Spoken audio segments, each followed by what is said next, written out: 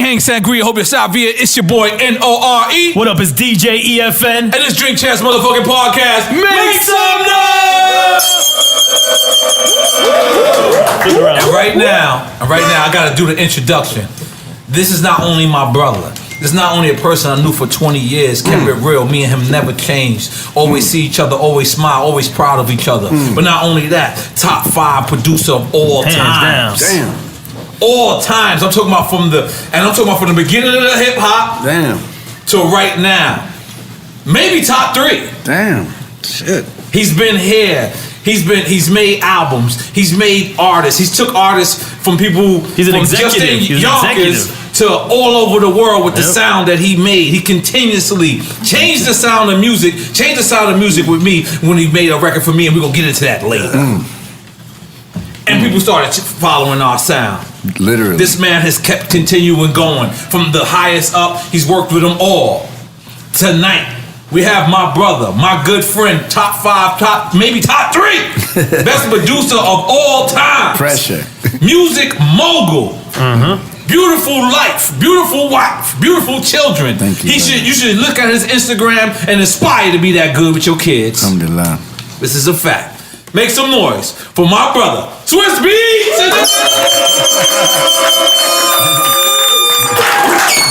N.O.R.E. time, Drink Champ time, This is DJ EFN. This is Swizz Beatz. That's how the sound. Listen, so like the juvenile shirt, bro. We keep it real hip hop over here, Swizz. So as you know, we salute our legends. We give our people their flowers when they can smell them and their trees when they can inhale them. This is a show that we celebrate our legends. You know, so many people. That was me. So many people. Busy. You know, once you get 10 years in this game, people say it's over for you and things like that. That's not what we do here, so I just wanted to explain that. But I want to let you know that tonight we are celebrating the legacy of Swizz motherfucking Beatz. Make some noise once again. I want to take it from the beginning, very early on, because I believe the first time, what was it? Ruff Ryder anthem? Was that the first time? No, what was the first time people heard it? The first time I think was this group called the Reaps, right? Okay. And the Reaps was signed. Who was they signed to? They was signed to what's our brother that manages? He managed Usher. Big exec. I'm forgetting his name. Brother that had the stroke. Shakir Stewart. Okay. He's gonna kill me for that. Y'all gotta excuse me. I'm straight. Right. I'm from Shanghai, from Dubai, Texas. Let's make some noise for Shanghai and Dubai, Texas, and all that good shit. Let's make some noise for that. International thugging. Mark, what's it? Mark. Mark Pitts. Mark Pitts. Mark Pitts. Thank you. See, there You we work go. with Biggie too, right? Yeah, Mark Pitts, legendary. Yes. And Mark Pitts had Stop Drop Beat before everybody for about 3,000. He wanted to get it to 15. I was like, I'm cool. Thank God. I said that. But I did the Reaps, and then I did Flip Mode Squad. Run for Cover. And then I met this fly dude named N.O.R.E. Yeah, I know you gone. That's right. And then it was legend. We disrespected a couple of things and was banned from TV. Banned from TV, goddamn. And then at that same time, Cameron, Glory, with my brother N.O.R.E. Oh, that's right, I was on that. That's right. And I said, where my damn son? And then Tear the Roof Off came after that. Tear the Roof Off. And then my Ruff Ryder family accepted all that before the Ruff Ryder. That's crazy. I always thought Ruff Ryder anthem came out first. Nah. So you was on it before that. Yeah, No, I knew I was early. This is Pun sleeping on the couch. N.O.R.E. telling me. Hold on. We gotta get that totally separate. Okay. So now your uncle is actually, because people don't understand that that's your real uncle. Like people think when you say uncle, they think that you're saying like uncle, like who raised you, but not really. This is your mother's brother, correct? My father's brother. Your father's brother. Yeah. And he is D and Y. Both of those D my uncles. and Y. Founders of Ruff Ryders. Yeah. So how hard? Go ahead. That R tatted on my arm is real life for real. Right. And one thing that people don't understand it probably in 2017 is, you know, Ruff Ryders was in the streets before music. Right. You know, from the bikes, 200, 300,000 bikers, street respected. You know, before a lot of different names with logos and letters in front of them. You know, my family was literally in the streets. Like a street movement. And it was my grandfather that was running Harlem at that time, building up the buildings, you know, Imam at that time, running the FOI at that time, and you know the movement that we had going was going against what my grandfather movement was, and so he made us make a choice. Y'all gonna do that? If y'all gonna do the street vibe and take away from the positivity that I'm putting in the community, y'all gotta leave, or y'all gonna have a problem with us. Oh shit! And those are the triple OGs, right? And so my Uncle Juan, you know, he had this artist that he was talking about, DMX, Harlem Nights, a couple of other artists. And then we just, you know, changed the whole direction into a positive way, still kept it street. Now, DMX was like the first artist that Ruff Ryder signed, correct? Yes. I mean, that got signed to a major label. Yeah. And Before the locks? Yeah. Yeah, No. They were... No. Was it Locks first? No, it was X first. To Bad Boy and then DMX was Locks But I'm had saying, they- Locks was signed to Even Bad before Boy. the had deals, their though, deal who was first with Ruff Ryders? Locks and DMX. X has been first. Locks was X Pups. You understand? That's how X said it on here too. Yeah. That's how that went. But I can't say they was concurrent. I can't say that my Uncle Y had them in the studio at the same time. You know, I remember hearing more songs from the Locks studio done than X. X was more mixtape vibe at that particular time, and I love both of them. I remember. I wish I can get those beginning mixtapes that I heard from them, because it was just they was in a very authentic space at that time. But X being so authentic, and X being like, he's like, there's never be another X. But what I'm asking you is, did you know that from the beginning? Yes, I did. From the beginning, like even before, like he met with Leo with the jaw X wire. calling right there. Who got their phone on? Yeah, You got stomped out in the studio for that one, recording vocals. That's Mr. Lee. Oh my God, you're not Mr. Lee. You're not Mr. Lee. Get a pass. You're not Mr. Lee. Fabio likes Mr. Lee. Fabio. Yeah, you be killing that on Instagram. But so from the beginning, you knew that this guy would change hip hop. Let me tell you how much I knew that.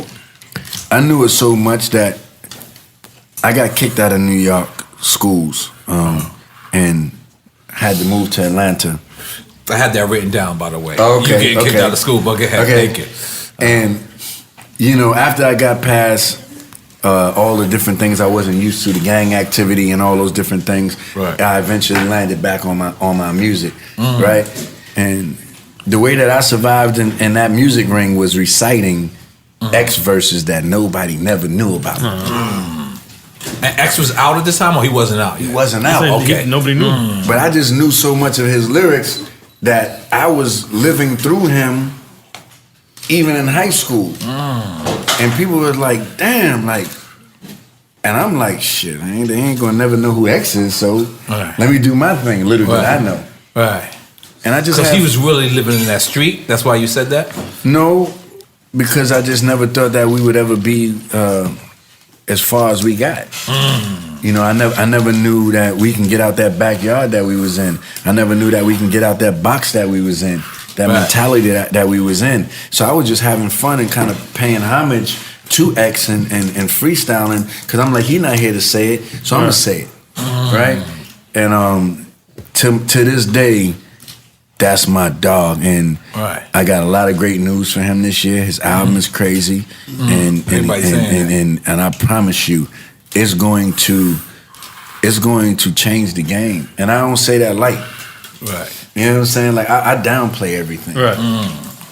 But I'm gonna tell you, like, what Dog got to say on this is it's gonna go from the streets to the Grammys, inshallah. Like that's, you know, because like I go home. It's a perfect time right now. I go home to a very comfortable lifestyle that I worked hard for, slept on studio floors, everything, and to see my brother that I started with not be where he should be, it fucks with me every night. So I didn't use all the excuses that I could have used not to. Now we heard rumors of Rock Nation at first, but now we're hearing epic things are going on. I mean, what the dog is. He's epic. He's an epic energy. He's an epic vibe. He's an epic inspiration. There's none before, none to come after. And we got to protect that by any means necessary. But I think the most important part is a relationship of two brothers. It's like the music comes later. You know, the fact that you can reach and pull your brother up with you and walk that same That's walk. amazing, right? To me, is more than the money, more than the deal, more than music. Like, I fuck with X right now because he's spiritually and mentally ready. He's always been lyrically ready. But if you're not spiritually and mentally ready to go out to the world, then it's a waste of time. Everybody can want the return of him, but he got to want the return for himself. But it's like you just saying, because like everybody, you know, we see you on the gram and you have a luxurious life. Like, you don't really have to do a DMX album. So what really drives you? I think I do. I think I do. Break that down. Because like money doesn't define you, or your lifestyle Make some doesn't, noise for that, doesn't goddammit. define you. Like, it's serious. Like, you know, when you go back and you look at the things that really make sense, it's brotherhood. You know, I know a lot of rich billionaires, and I call them poor kings. They got big boats, hookers on them, no family, no nothing. Is that really living life? They're not happy at all. They not happy. I don't care about your money. Like, I never even did music for money. I did music for a feeling, for an expression, for an outlet that I couldn't express in an academic way, you know, that I figured out how to do in a creative way. You know, and I never, and I understood, I'm like, wow, you know, this kid that's being quiet in class is smarter than all of us. You understand? And we just gotta give that person a chance and identify that. You know, X has a long history of a lot of different things that a lot of people are gonna understand in this album. And you understand like why he's who he is. There's a reason from that, from birth. From the way he was treated, from the way he was handled, from the way he was delivered. That's the reason why X seemed like the way he is. It's not because he's just portraying a certain style. People like to say, yo, X is the closest thing to pop. I say X is the closest thing to nobody. Yeah, to nobody. Yeah, because I seen that man with $30 million in the bank writing in abandoned buildings with candles where we had to find. Like, X gave his money away. He didn't blow his money. He gave his money away to homeless people. I see this man take shoes off his feet, sit down like this, and people in this room singing this part of this man. I can't leave that stranded. Nah. Let's make some noise for that. God damn it. I feel like it's Bacardi shot time. Are we ready for that? Bacardi shot? Bacardi 8. Let's do it. Bacardi 8, go ahead. You know. But pour some ice in my shit. No, ice. Nah, you don't need no ice. You don't need no ice with the 8. I'm in. Bacardi 8, it's the new shit? I got you. Big up to the Bacardi people. Let me tell you something about Bacardi 8. I'm in. In three, you know, I got a activation called No Commissions. And No Commissions for the artists. For the artists. Art people. We give 100% back to the artists of what they sell. And let me give you a number. In the last 3 shows, we gave back to the artists $3 million. So that's why we're gonna take this Bacardi 8 shot. You understand? For giving back to the artists and the people in their pocket. Cheers to that. Cheers, everybody. Ooh, that's smooth. I'm not gonna lie. Shout out to Facundo. It tastes like Puerto Rico.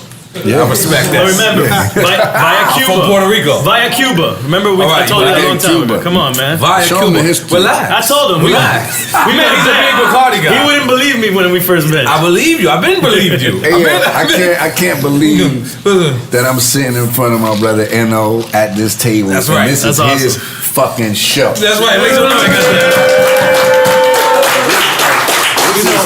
Me and my partner here, we celebrate hip hop, man. And one of the craziest beats of all time to me was Jigga, what's my motherfucking name? I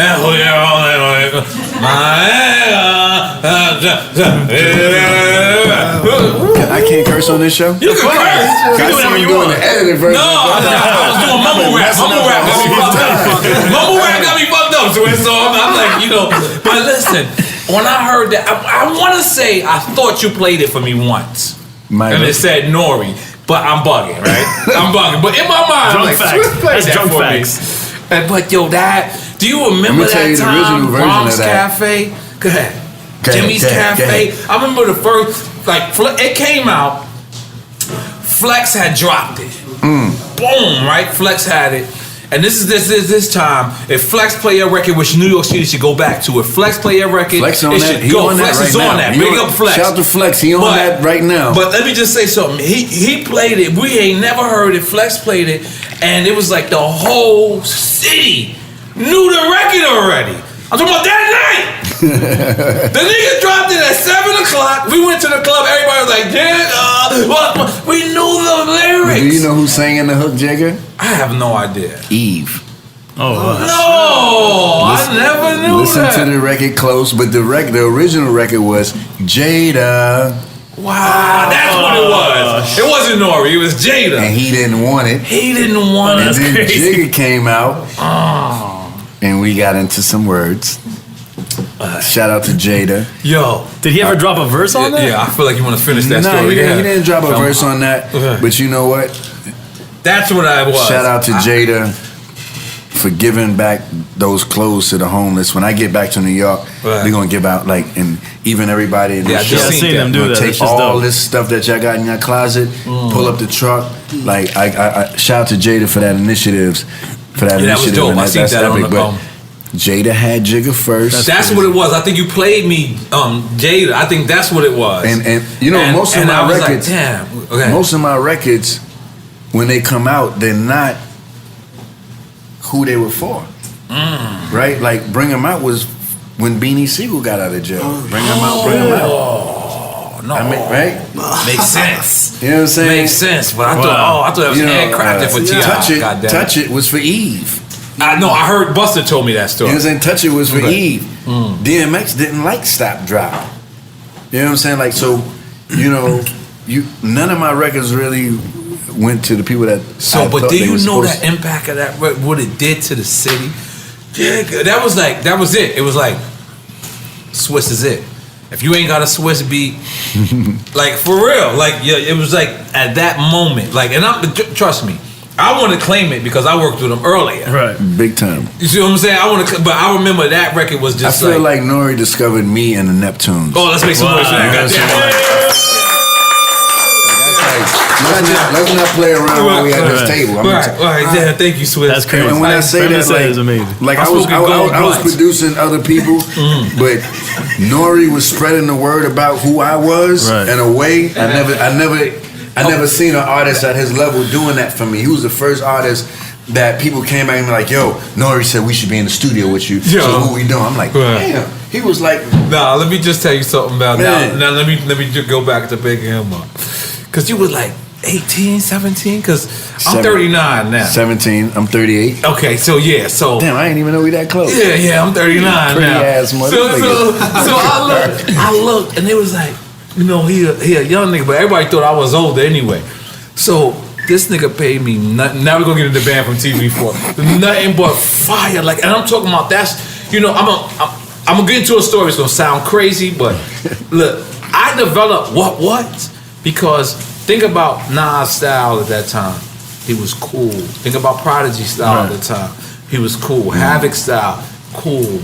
Capone, my own partner, they were cool. And I was like, I'm not really cool. I'm cool, but I'm not I'm like a hyper guy. It suits you now. It makes sense. So now. I developed the what. So I needed somebody to complement that with the energy. So I went there. People don't know. Band from TV was an original record. It was supposed to be me and Nature. Remember? Wow. And Nature, I had laid a verse, and Nature couldn't get with the. He had wrote to some other song, and he couldn't write the verse. But wasn't he on it? No. He's on banned from TV. Yeah, but I'm saying this is the original. The original, it wasn't banned from TV. It was some other shit. Got it. Another beat and that then, I did? this is all you. This is all Electric Lady. This is all you. Damn. And then the last hour, I was like, yo, Nate, I can't just stay here. He was like, let me try another beat. And you still on banned from TV, and from that moment on, I never seen a person write a verse so fast. Nature wrote that shit in 5 He said it, right? Didn't he say it? I'm talking about that shit was electric. Like, I'm like, and mind you, I wrote a murder verse. I was mad at all of them because they didn't even let the beat play. They just kept rapping to the intro. I don't understand, like, the band from TV beat. I don't even know that.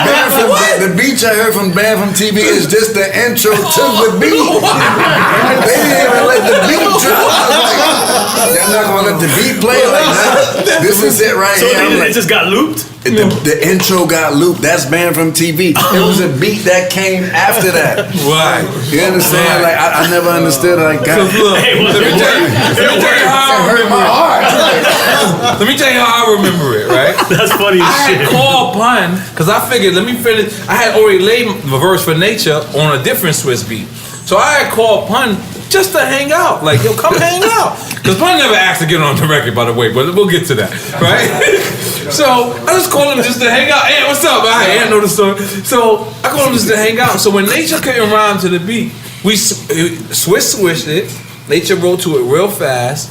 Pun is in the lounge. He's like, I'm going to use the bathroom. He's in the lounge, laying on the couch with a Uzi next to him. Oh yeah. Let's not get it twisted. Yeah, that was in the beginning. That's while Nature was laying his verse. Soon as Nature finished laying his verse, Pun went in and snuck in and just laid a verse. So I'm like, yo, I'm not the smartest guy in the world. And he just kept looking at me. You going to erase that shit? You going to erase that? I'm like, nah. And I called. Rest in peace of Pun. He bodied that thing. And who's next? Is Pun? Cam didn't come that night. Jada and Styles? No, Cam did come that night. I got Jada and Styles another day. Was on there too? Yeah, Jada and Styles. Yeah, Jada and Styles. And Cam must have came then. And I got the only people I didn't get was Jada and Cam, Jada and Styles. I gotta play that song again. That was so. Do you remember what that record did to the tunnel? It was dangerous. Like you know that I had a razor in the mouth. Dangerous. Order of protection from you from the tunnel because of the band from TV. Seriously. No, they was blowing people up. Order of protection. They was blowing people up. You got an order of protection? The tunnel took an order of protection. No. You don't understand. That's how crazy it was blowing when the record was coming. That razor game was crazy when that band from TV hit. I was with the Bronx at that time, and it was dancing. You know. It was dancing. And listen, Pun being whoa. That's Pun. That's Pun. God bless you, baby. God bless you, Pun. Now, let's talk about that. What was your closest memories of Pun? Just being on that couch in Sony studio. Yeah. No, it was Electric Lady. Electric Lady with the Uzi. But mine's last one was was in Sony studio, in the E studio where I was, because I remember because he was the only person I would let use it.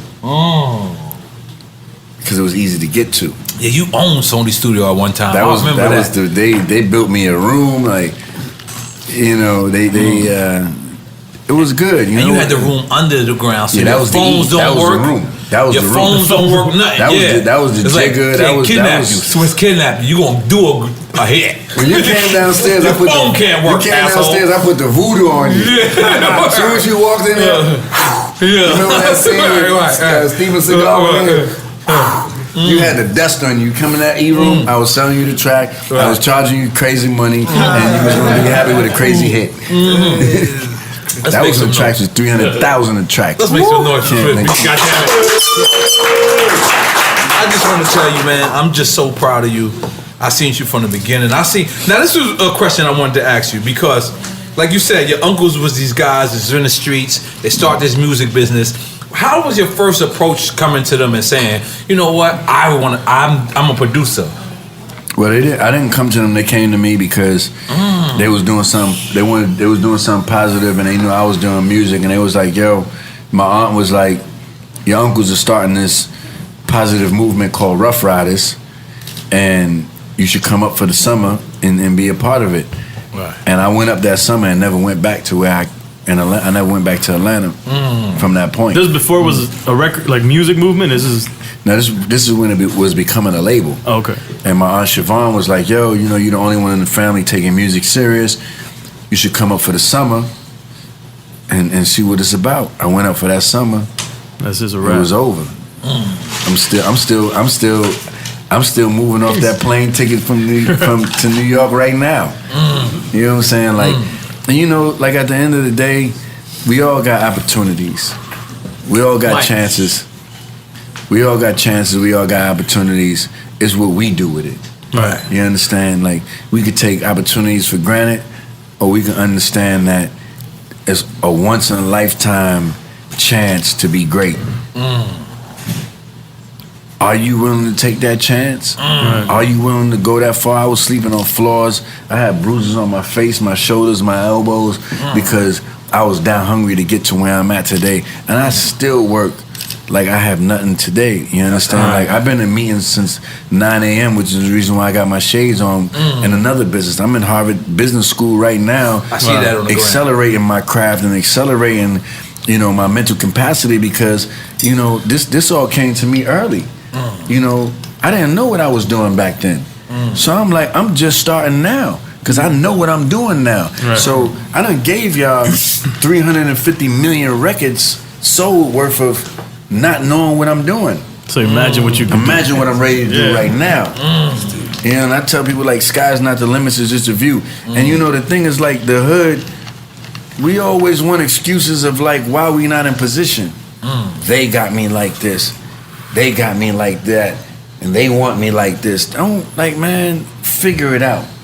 That same person complaining about something didn't look for a job that day, didn't pick up a book that day, didn't look for no inspiration that day. They want to sit on that stoop like the pot of gold gonna fall on their lap. I'm not messing with none of those type of people. Anybody that's around me, they better have vision, they better have a goal, and it's not just to lean on me, because we not doing it. I'm a grown ass man, you're a grown man, you healthy, get out there and feed your family on your own. Goddamn, make some noise for that. Now I also see you and Cassidy, y'all back together. That is dope. Nice. Explain that. Well, you know, I put Cassidy on punishment for a little bit because, you know, I come from a place where there's protocol and, you know, there's consequences and there's different things that, you know, can fly and can't fly, you know. Right. I don't act tough in this music thing. Right. I never came off as a threat. But we could be a serious problem. Right. You understand? I'm in here with you. I'm in here with my Bacardi fan. Like these, I came from like with the Bacardi family. Goddamn. You want to take another Bacardi shot? I'm in. Yeah, you know what I'm saying? Like, I'm not in here with a bunch of goons, a bunch of nothing. Like, I'm comfortable in my skin, and I come with great energy. I come with positive intentions. I don't come in here to front on nobody, stun on nobody. I'm in here dressed just like everybody in here because, like, you know what? We all you come got on a Haitian hat. We respect you. That thing, I caught the Haitian hat right. And right we a little Haiti right now. We a little Haiti right now. Sapa say, you know what I'm saying? Shout out to my Haitian crew. I went out there to Haiti. You know, I did a great initiative there. I did the biggest event there for free for the people. 300,000 people showed up, and I noticed didn't make the news, but there wasn't one stabbing, one shooting, one fight, all love, and I just hate that didn't make the news. If one person, well, let's make it drink champs news. Make some noise. All right, I'm in. Yeah, Sapa say. I'm in. I'm not gonna lie. Cartier is straight. It's good, man. I'm telling you. But I'm a cold shot guy. Okay, well, let's get some ice in this shit. Yeah, okay. Let's get some ice in there. Look, Swizz is on his business. That is good, man. It hit me later.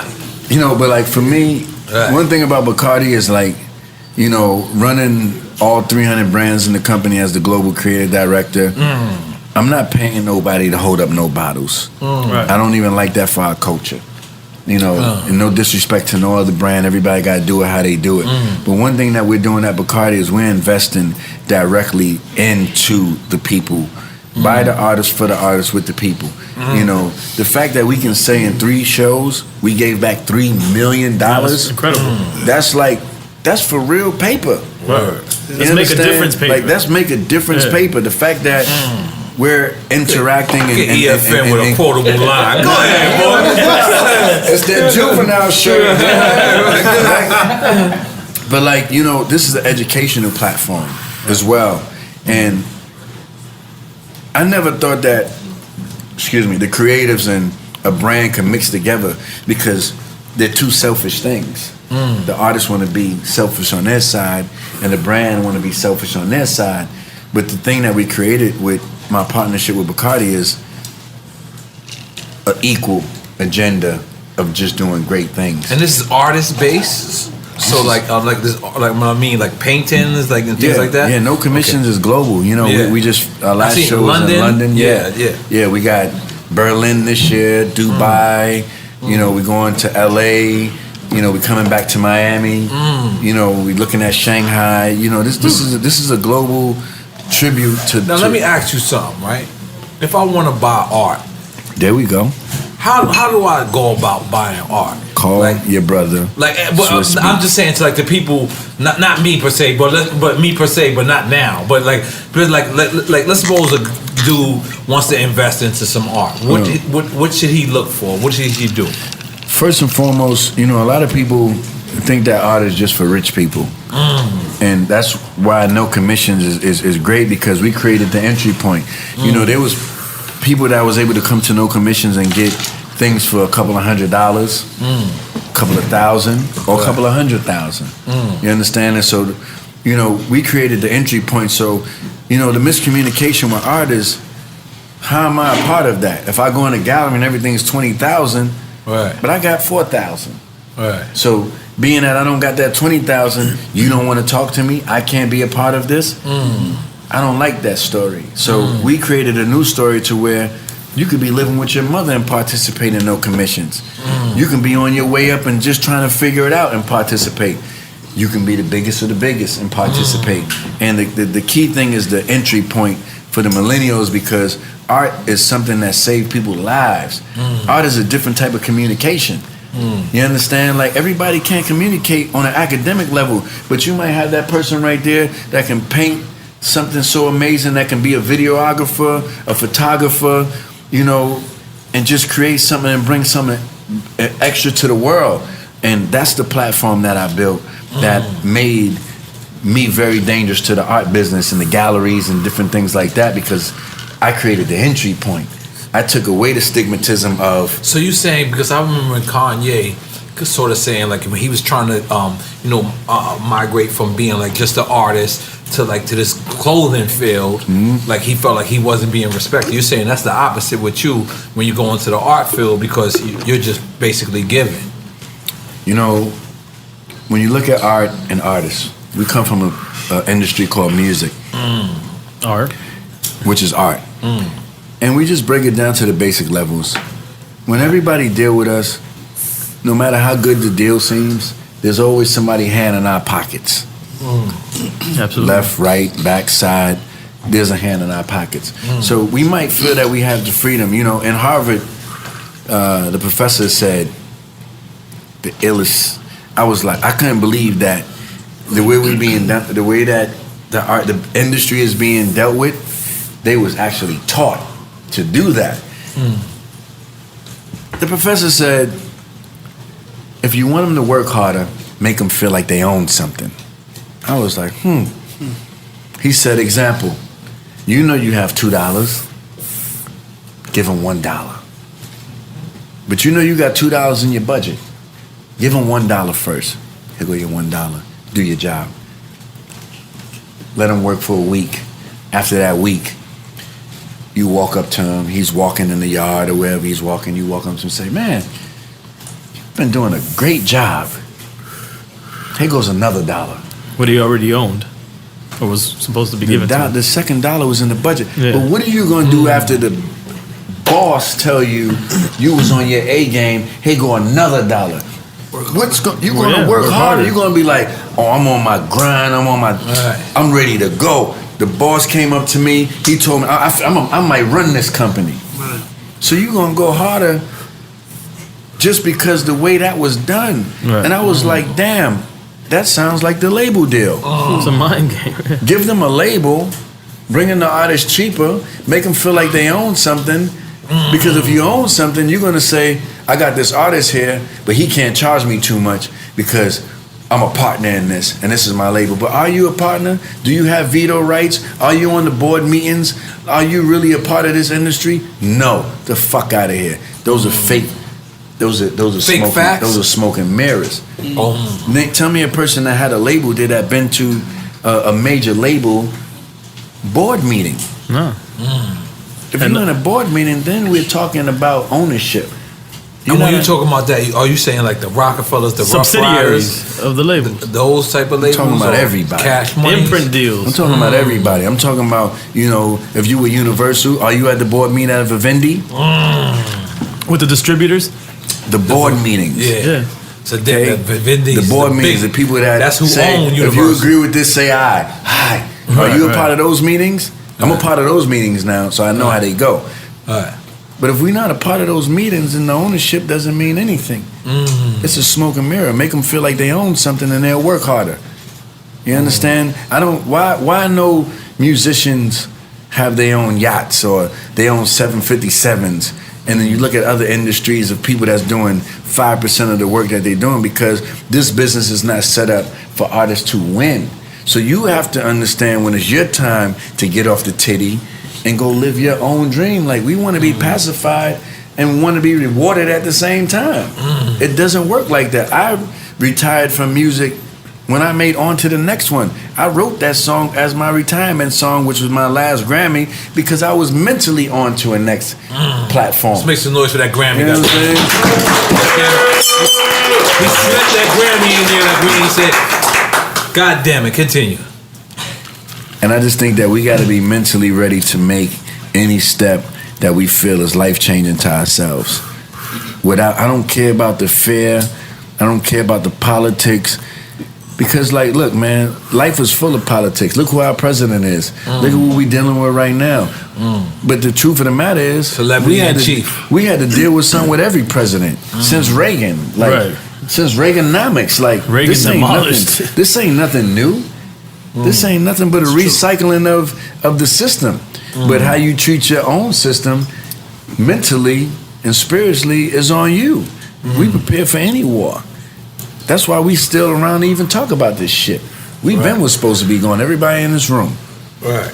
You understand? Right. You think the digital age though leveled the playing field as far as what you were talking about? Yeah, like, just in general. Yeah, just I would like to hear. Artists I think circumventing the labels and just straight to consumer. Well, the reason why I like the digital aspect of where we at today is because it gives the independent life. And before we was trapped into one way or nothing. Now if you really got your hustle on, like my brother and you guys here, you can go viral and start something. Right. Imagine if this forum that we on right now didn't exist.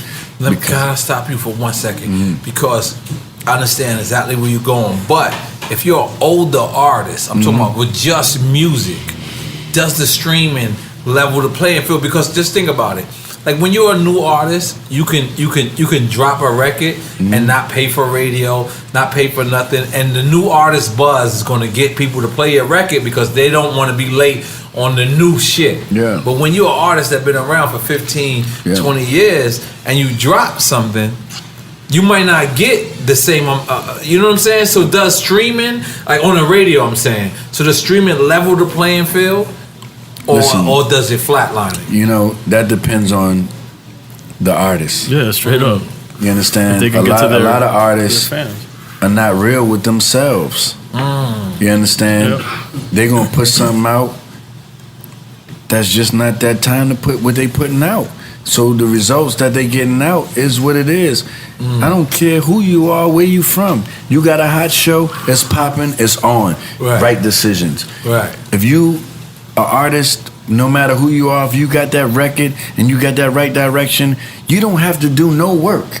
A hit song requires no work. It goes organically, and the people feel that, and that resurgence of that spreads. But if you're disgruntled and jealous and living in a time that we know we're not in, and you're not gauging your views and your vibes are right, then and you don't get the results you want, whose fault is that? Yours, not the people, because the people just want to have fun. They're not even caring who's saying what and what. It could be especially whoever. Right now, as long as you understand, Usain Bolt could put out a song with the right dance and the right beat, and it could go. That's all. So nobody has an excuse. Usain sound of drink champs, in case you're thinking about that. Click, but clap. continue. You know, that's. I think also the definition of a hit record is changing. Because there's artists that you might not even know that have successful careers because they go in direct to consumer. Because right now, they making bread. Right? You know, you've worked with the greats, Eminem, Jay-Z, DMX, N.O.R.E. I can't even like Kanye. 550 songs. You know, so now a new guy comes on your beat. Pause. The way I said that wasn't right. The way I just said. Say it again. Relax. That's N.O.R.E. That fucked me. I put my own self up. But now, guy, you know, somebody calls you, he gets on your beat, and he like, that's a hot verse you just but he killing it, but you don't even know what he's saying. How the fuck is he killing it and you can't understand what he's killing it? No, but there's niggas out there that's killing it. I don't understand what they're saying, but to me, they still killing it. I'll be like, what? You just like the rhythm of what they're saying. I dig some mumble rap. Let me tell you something. When you hear my record, those people you talking about, watch how I check their passports at the door. And it was a breath of fresh air because I witnessed that people are doing what they're doing because of a fad. Right. I'm like, you're hiding all of this talent because you think that's what they want to hear? I couldn't, when you hear these verses clearly that you're going to hear, I was like, bro, you mean you could have did this the whole time? You going? There's really talented people in that space of what we feel that's not talent. Right. I've witnessed it, and you're going to witness it too very soon. You're going to be like, that's who? Yeah, that's him. And that's who? Yeah, that's him too. Because I just wanted to challenge people to do something different. Because what they're applying in life is great, but the challenge that I want to challenge them to apply just in the atmosphere is different. Like, I don't want what you have already. I dare you to do this. And when I dared them to do that, 100 points on the board. So you know what Tiger Bone is? Look. You know how much time I spent in Jamaica? I just feel like you know how much time I spent exactly in China? what it is. I just feel like you should take China a shot. and Jamaica. I just don't need it. Like, I got 5 kids, bro. No. I'm nice already. We drink that because we celebrating you tonight. Tonight, Let's go. We got 20 years worth of hit. Come on, you do the honors. Motherfucker. Come on. Yeah, Listen, do we got to deal with Tiger Bone? What we doing? No. We supposed to make our own joint. Fuck is they doing? No, this is what we doing. Because you know why? Because I know I got a check from Bacardi right now. We're going to dance. Tiger Bone Bacardi in this joint. This is not Bacardi's competition in no way. No, it's not. It's not. It's nobody's competition. But I noticed you be Tiger Boning this thing out in here. Yeah, because it's a beautiful thing. How? Because it level spelled backwards is level. You got to balance it. It's an herb. What kind of herb? Here you go, buddy. Where's the Gugam Chew? I gotta bring the Gugam Chew. We need to add those together. I fuck with Gugam. Yeah. I'm gonna take and big up the veggie You delight. gotta take off your jacket. Nah, I always take off my jacket for the Tiger. It's hot. Come It's on, hot. man. If you ain't get the Locks album, get the Locks album right now. Yeah, the Locks album Styles is fire. Hold on. Jada Kiss, Chic Come on, can you do the Luciano. honors? Shit's fire. What do you need me to do? Fire. Wait till I hear the other Locks album too. Don't. Another Locks? Another Locks album coming. Okay. But because I heard when you said the Locks album came out on Rock Nation, you was cool with it. Chichi. You just didn't want So that's your to. cup, E? You just didn't want to see them throwing up the rock sign. I got in a lot of trouble for that. Why? What happened? You know, I was honestly, with all due respect, I was wrong. I was wrong for saying that on a national broadcast about my brothers. Why would you say that? No, I was talking a little reckless.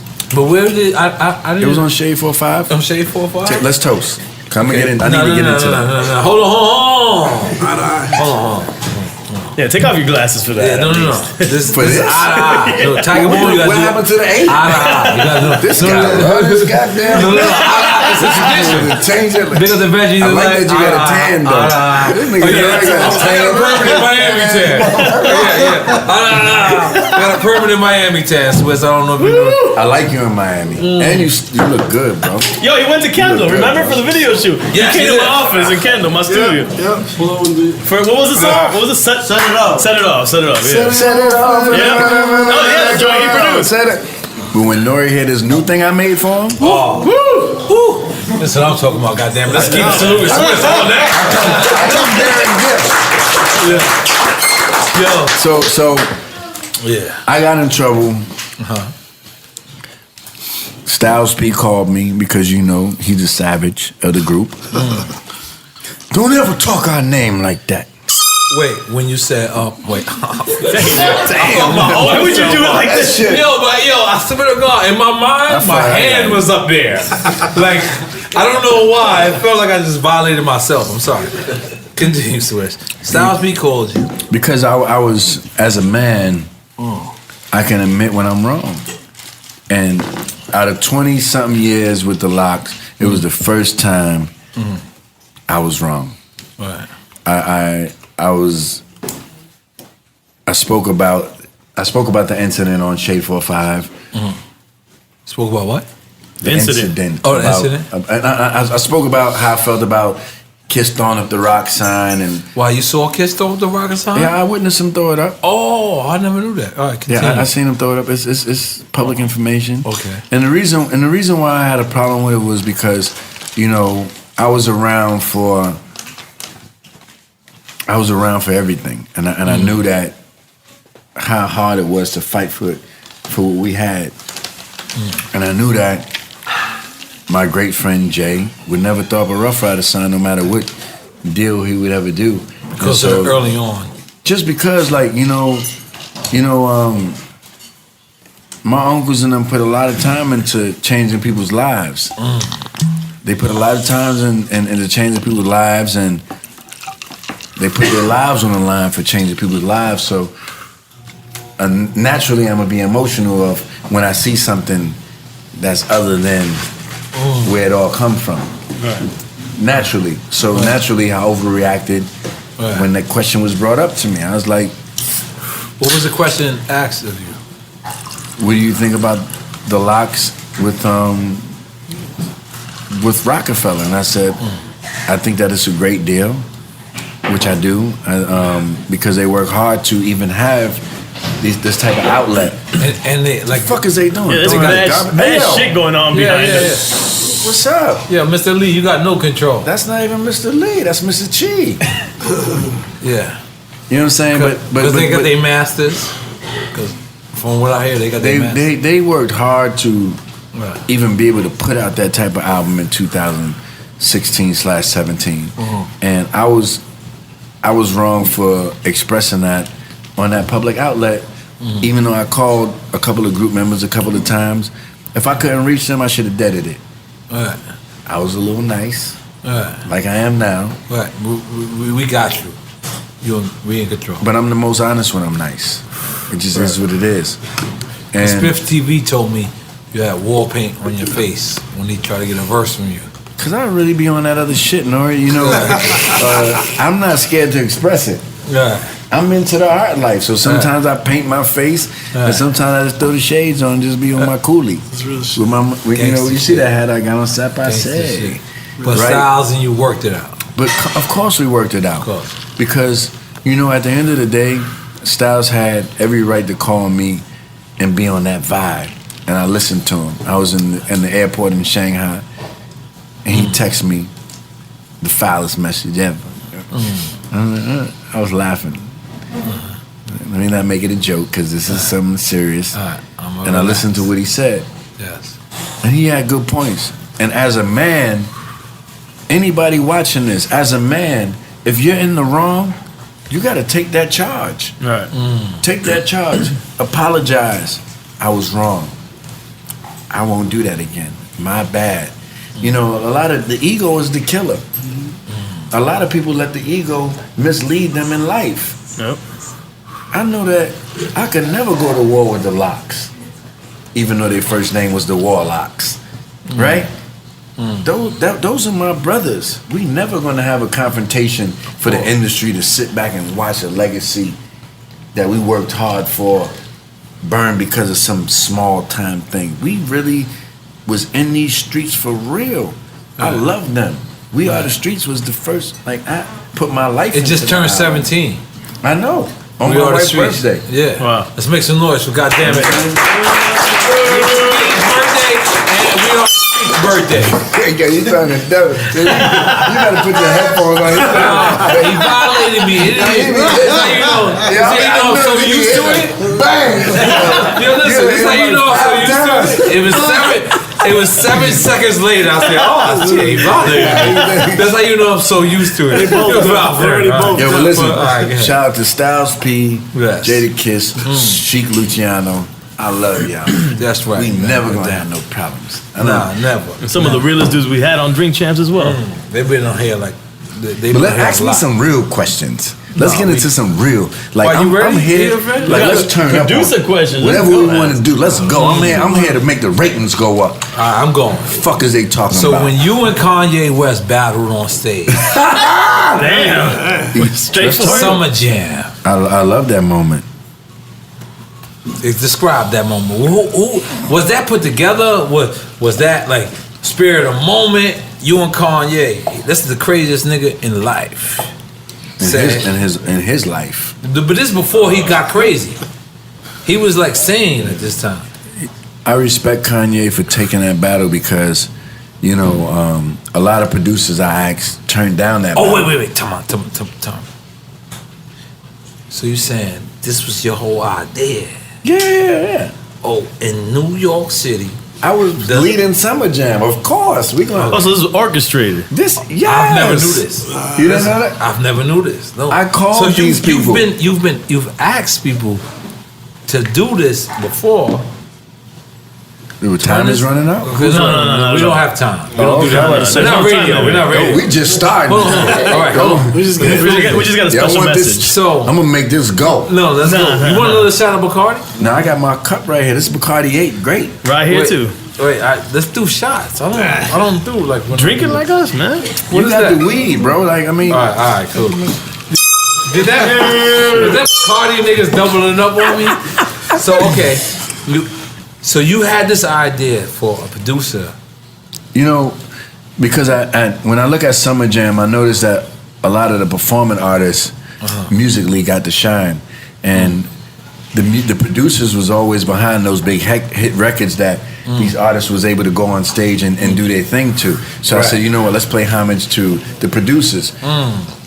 And Summer Jam is very controversial. So I said, you know what, let's make it a battle where I'm talking shit, and then whoever come out and challenge me to me talking shit with their greatest couple of hits, and I give them my greatest couple of hits, and we gave the people a show that was respectable, and they paid homage to the producer.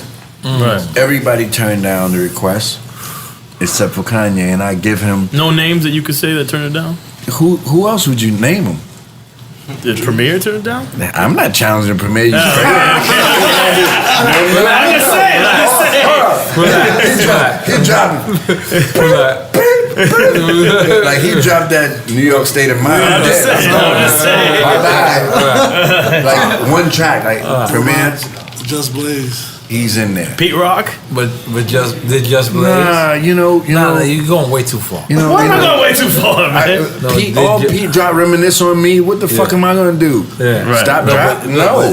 Who said Just Blaze? Somebody. No, he said Just Blaze. Just Blaze. He definitely turned you I down. reached out to Just Blaze. He didn't definitely. Just Blaze is talented. I think Just Blaze could probably beat me today in the battle.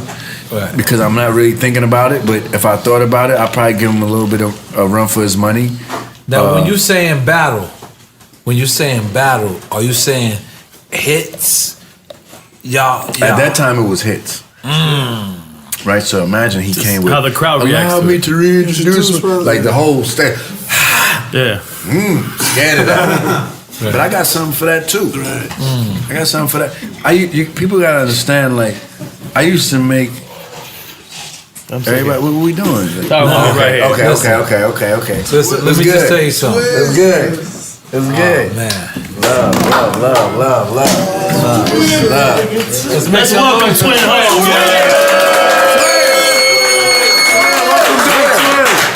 You know what I'm saying?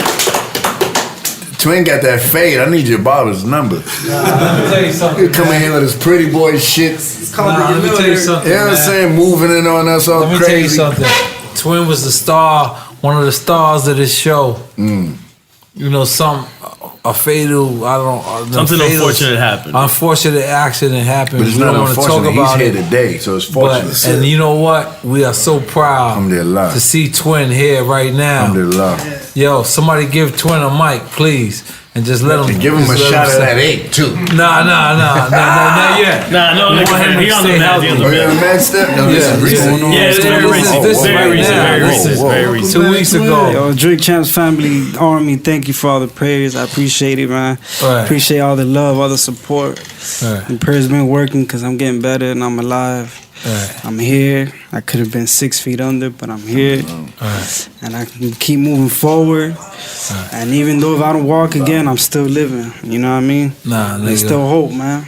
You know what I'm saying? I'm here. You're going to walk again, motherfucker. I'm here. Are you crazy?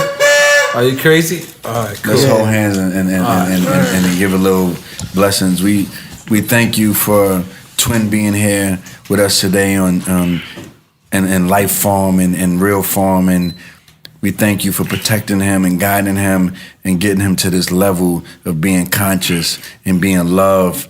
And we never forget all the prayers, all the deeds that has been done today. Him waking up this morning is just a plus. In your name we pray. Amen. Amen. Thank you, sir. Happy to be back. That was real shit right there. Damn, I got emotional and shit. Yeah, me too. Man, like, serious. Like, nah, cause that's Twin. That's our little brother right here. That's our little brother, man. motherfucker. It's my brother too. Damn, but listen, cause we very scared. We don't. You sure you want to stay right there? He's good. He's good. Cool. But you know, usually I ask you to take a shot or something, but it's not today. He's gonna stay healthy today. We love Twin. Being here is a shot right now. Yeah, that's right, motherfucker. But okay, so now Swizz, I'm ready. What's up? So we're gonna take it. But you was getting into the battles and you was talking about that battle. We gotta complete that story. So he said, we're trying to find out who he asked. He said Just Blaze.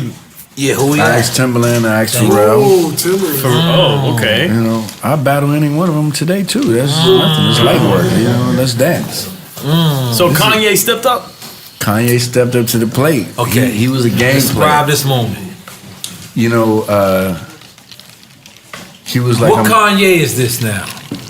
He definitely don't got blonde hair. Let's keep it real. Got the backpack on? No, he had a backpack. The backpack That's Kanye. backpack Kanye. I know. Like, what was his... Jesus, big Jesus piece. Okay.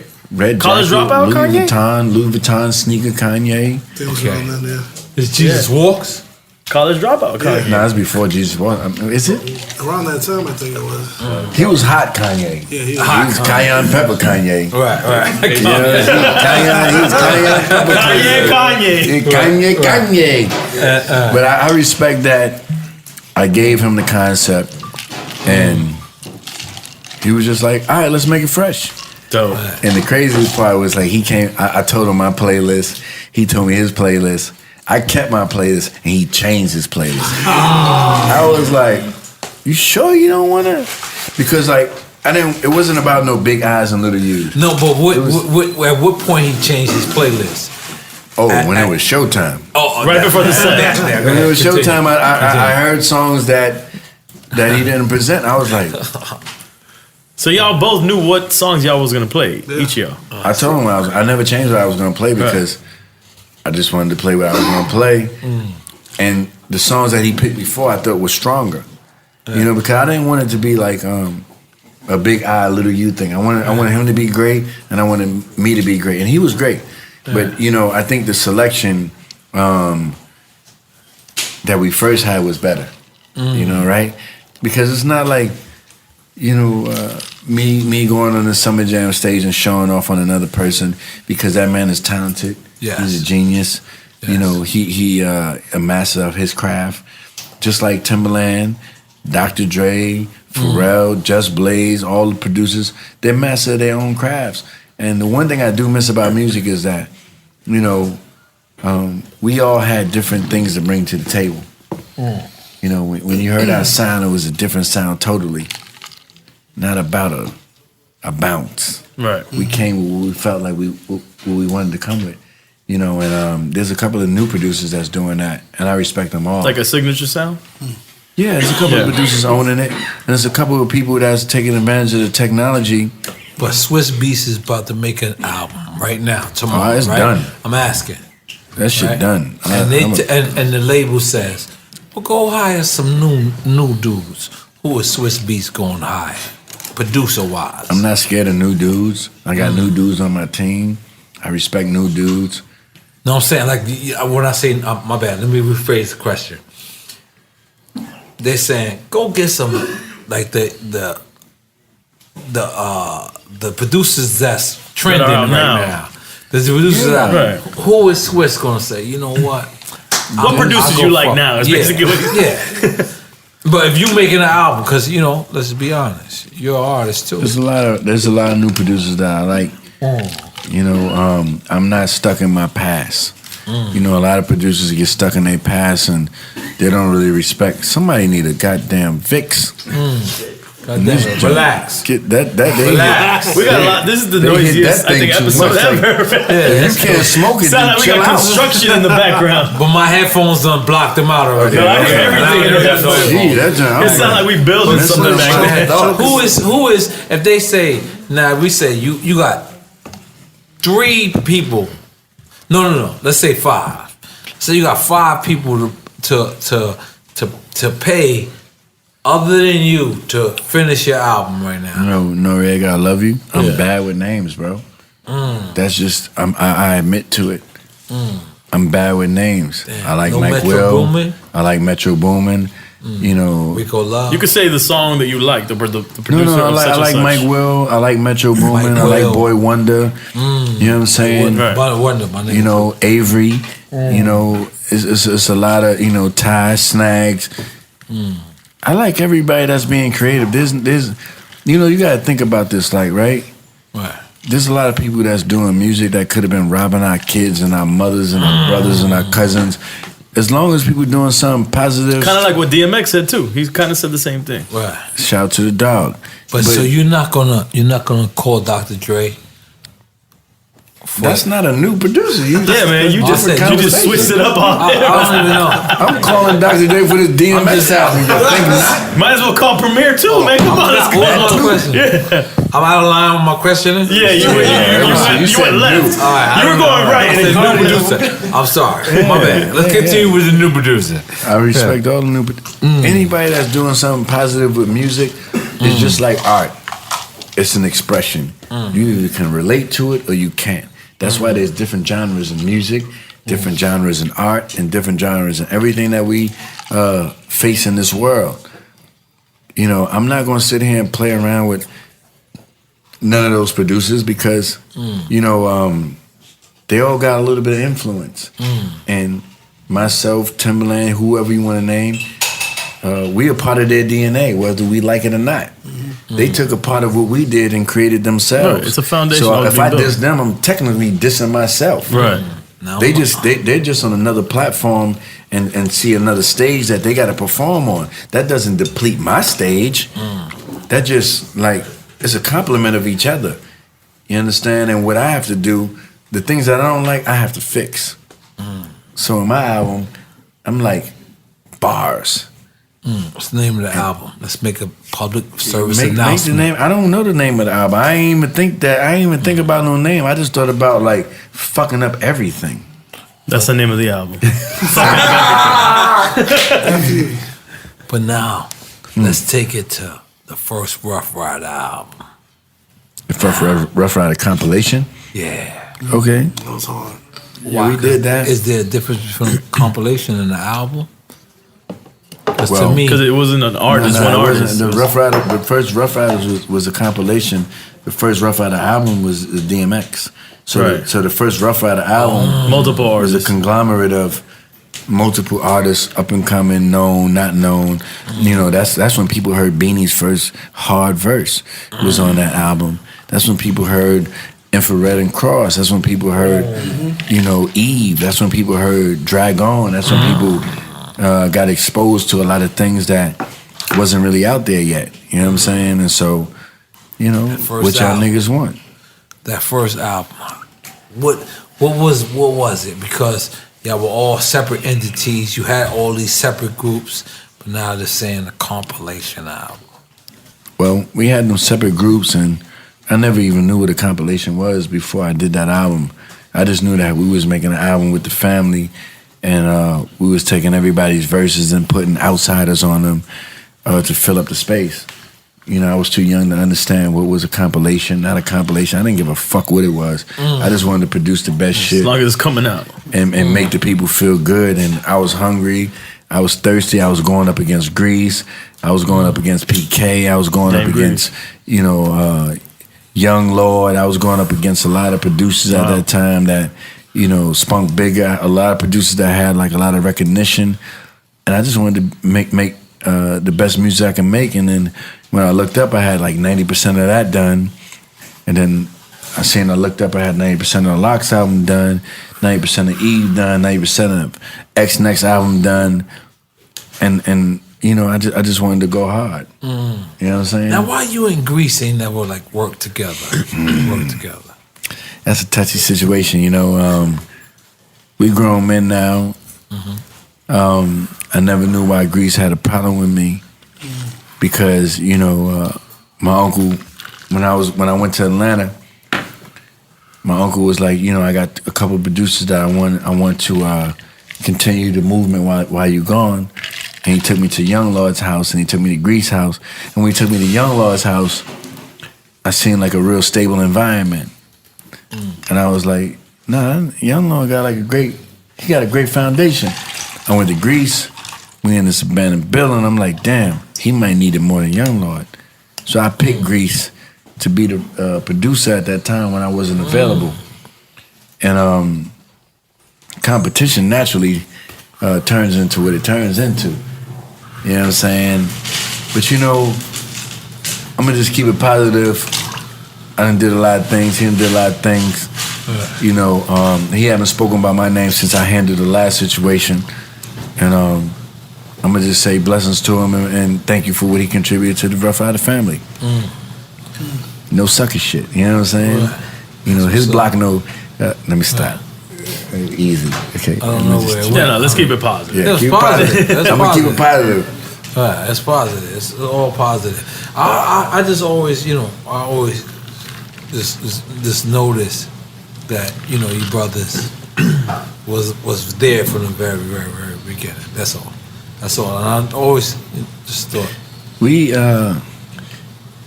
I kind of like the me and Grease back and forth.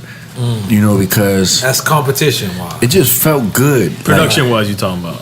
Whatever. You know, my dog had a fight with his dog. You talking about real dogs? No, we really had problems.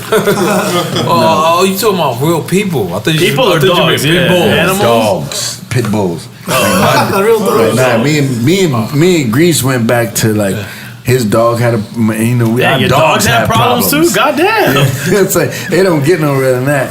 Right. And then, you know, we don't know if we talking about people or dogs. No, animals. Animals. Unless I'm wrong. I'm talking, let him tell you, you know. I don't know, now I'm lost. I'm fucked up too. Let him tell you. Let him tell you. And then we eventually got into it and we had to handle it like men. And I never knew that. I respect him as a man. Right. And I respect him and respect me as a man. I agreed to never talk on his name negative, and he agreed never to talk on my name negative. And if that was done, then we just deal with the consequences. But that was the deal that we made. So I can't be even here on this show today and talk about that man negative. I respect him. He made a lot of hits for Dog. He's a great producer. He put Harlem on the map. He put a lot of people on the map. You were with Big L as well, right? All that. Yeah. You know, my dad managed Big L. You understand? Big L's one of my favorite rappers. You know, my dad, my dad is serious. Wow.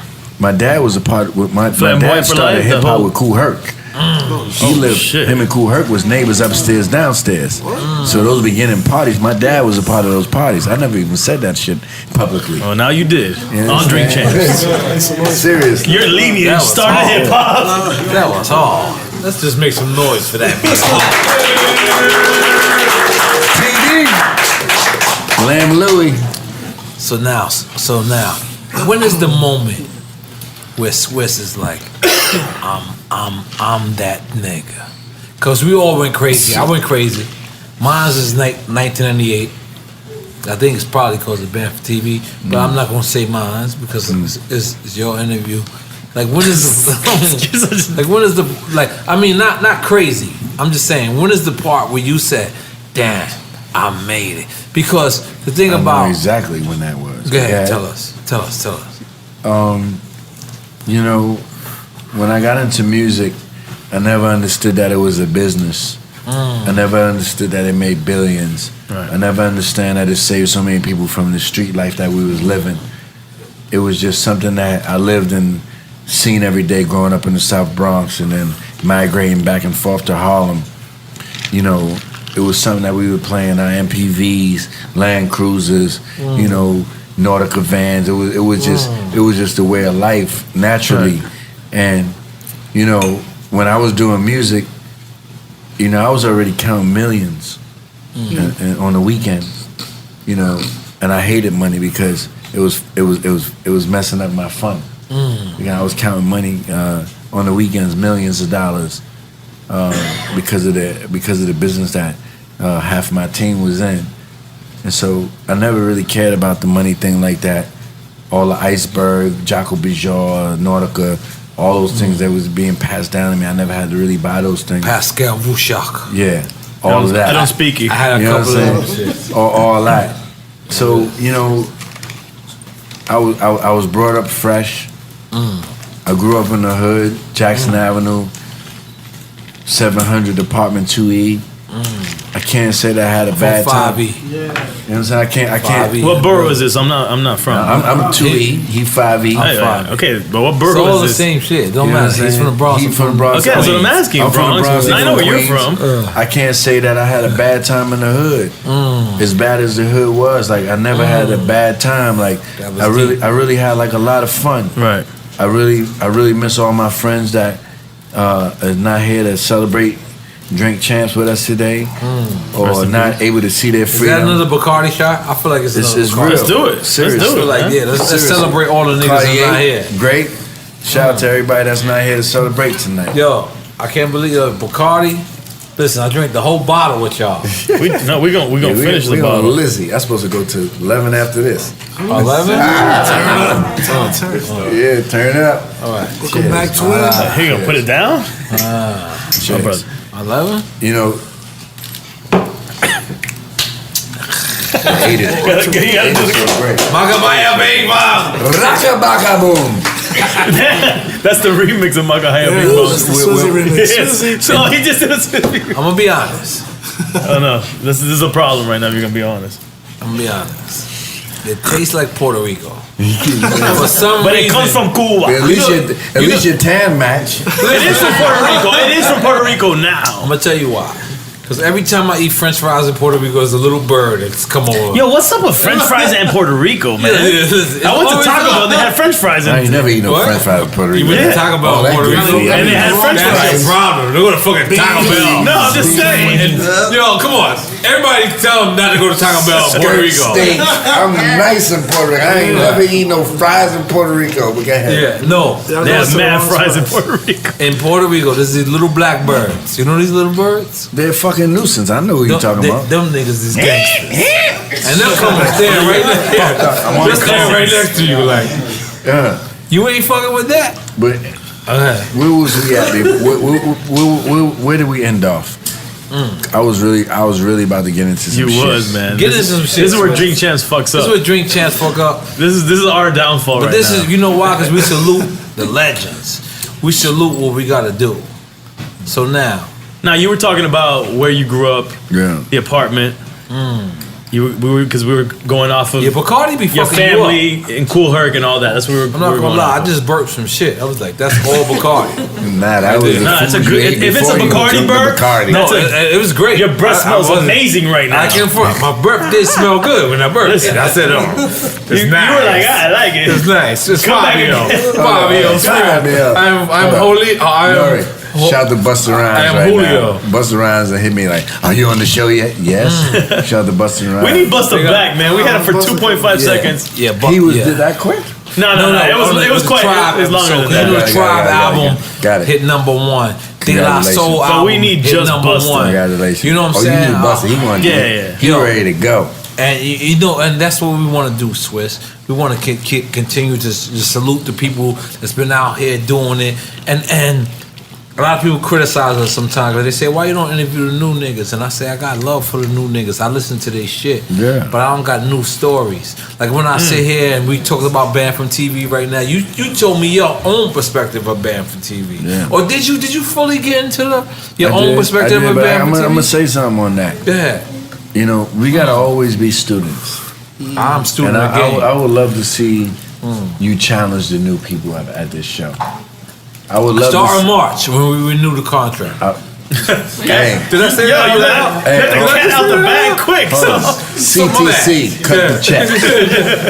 Cut the check. Yo, but after March. You with it? The new niggas? Absolutely. I've been ready for the new Fat Joe try to have a secret conversation about me to my got to interview the new niggas. Continue, Swizz. I'm so sorry. I just like that. You know what? It's not about new, old, this and that. Right. It's about content. Content kings. It's about content kings. But good content. It's about good content. Yeah, but it's curated. So when they come here, y'all gonna make the good content. Right. So with this platform y'all have, y'all can change everything that you might disagree with. But you just called us curated? Are we curated? Y'all curating. Let's make some noise for us being curated. I never knew. I ain't gonna lie. That's some fly shit. When niggas say you curated, that's that means you put together, nigga. You know what I'm saying? Slum. Curating in my mind, that's what that means. Right? What does that mean to you? Drink Champ Sports. Come over here. What does that mean to you when you say Drink Champ Sports? Drink Champ Sports right here. Tonight? You think about it on your own mind. I definitely don't believe you. Let me ask you something. How much of this interview is going to be shown? Everything. Like your fucking style. That's how we do. I like this style. Don't hold nothing out. We don't nothing. Nothing. It's just go. It's go. Everything. This is the vibe That's my job. about. So where's? I hate wasting my time. No. None of it will be wasted. None of it. I hate wasting. You know. Absolutely. Let me tell you something about Swizz. I see Swizz is crazy. He is 100%. Let me tell you something. He was probably one of the first producers I said I want something like this, and he just makes it right there. Like Premier will make it, but you got to give Premier a rhyme. Premier would do the same thing. Premier, I'll be like, yo, I want to beat like this, and then Premier be like, give me the rhyme. But I'll be like, yeah. But I'll be like, yo, Swizz, I want some shit like this. I'm supposed to be like, me like that.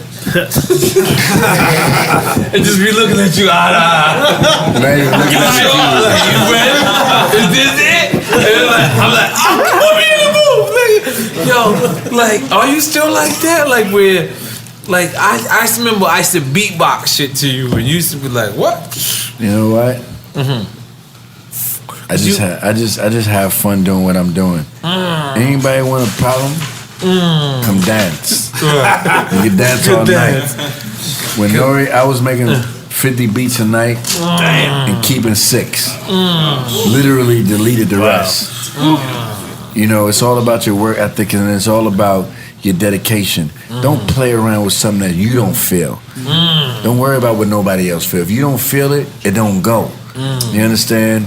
And when I was making those beats for you and everybody else in the world, which I was blessed to get out my hood from and provide my family a lifestyle from, it came from a non-fair.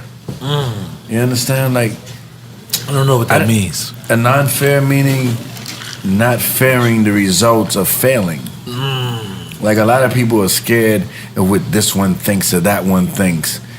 But it's like, you know what? I give a fuck about what my family think. A lot of those people that want to judge you on what they think, they just with you for the fake ride. Like, let something not go down right. They're going to be gone. Fake friends. Family is important.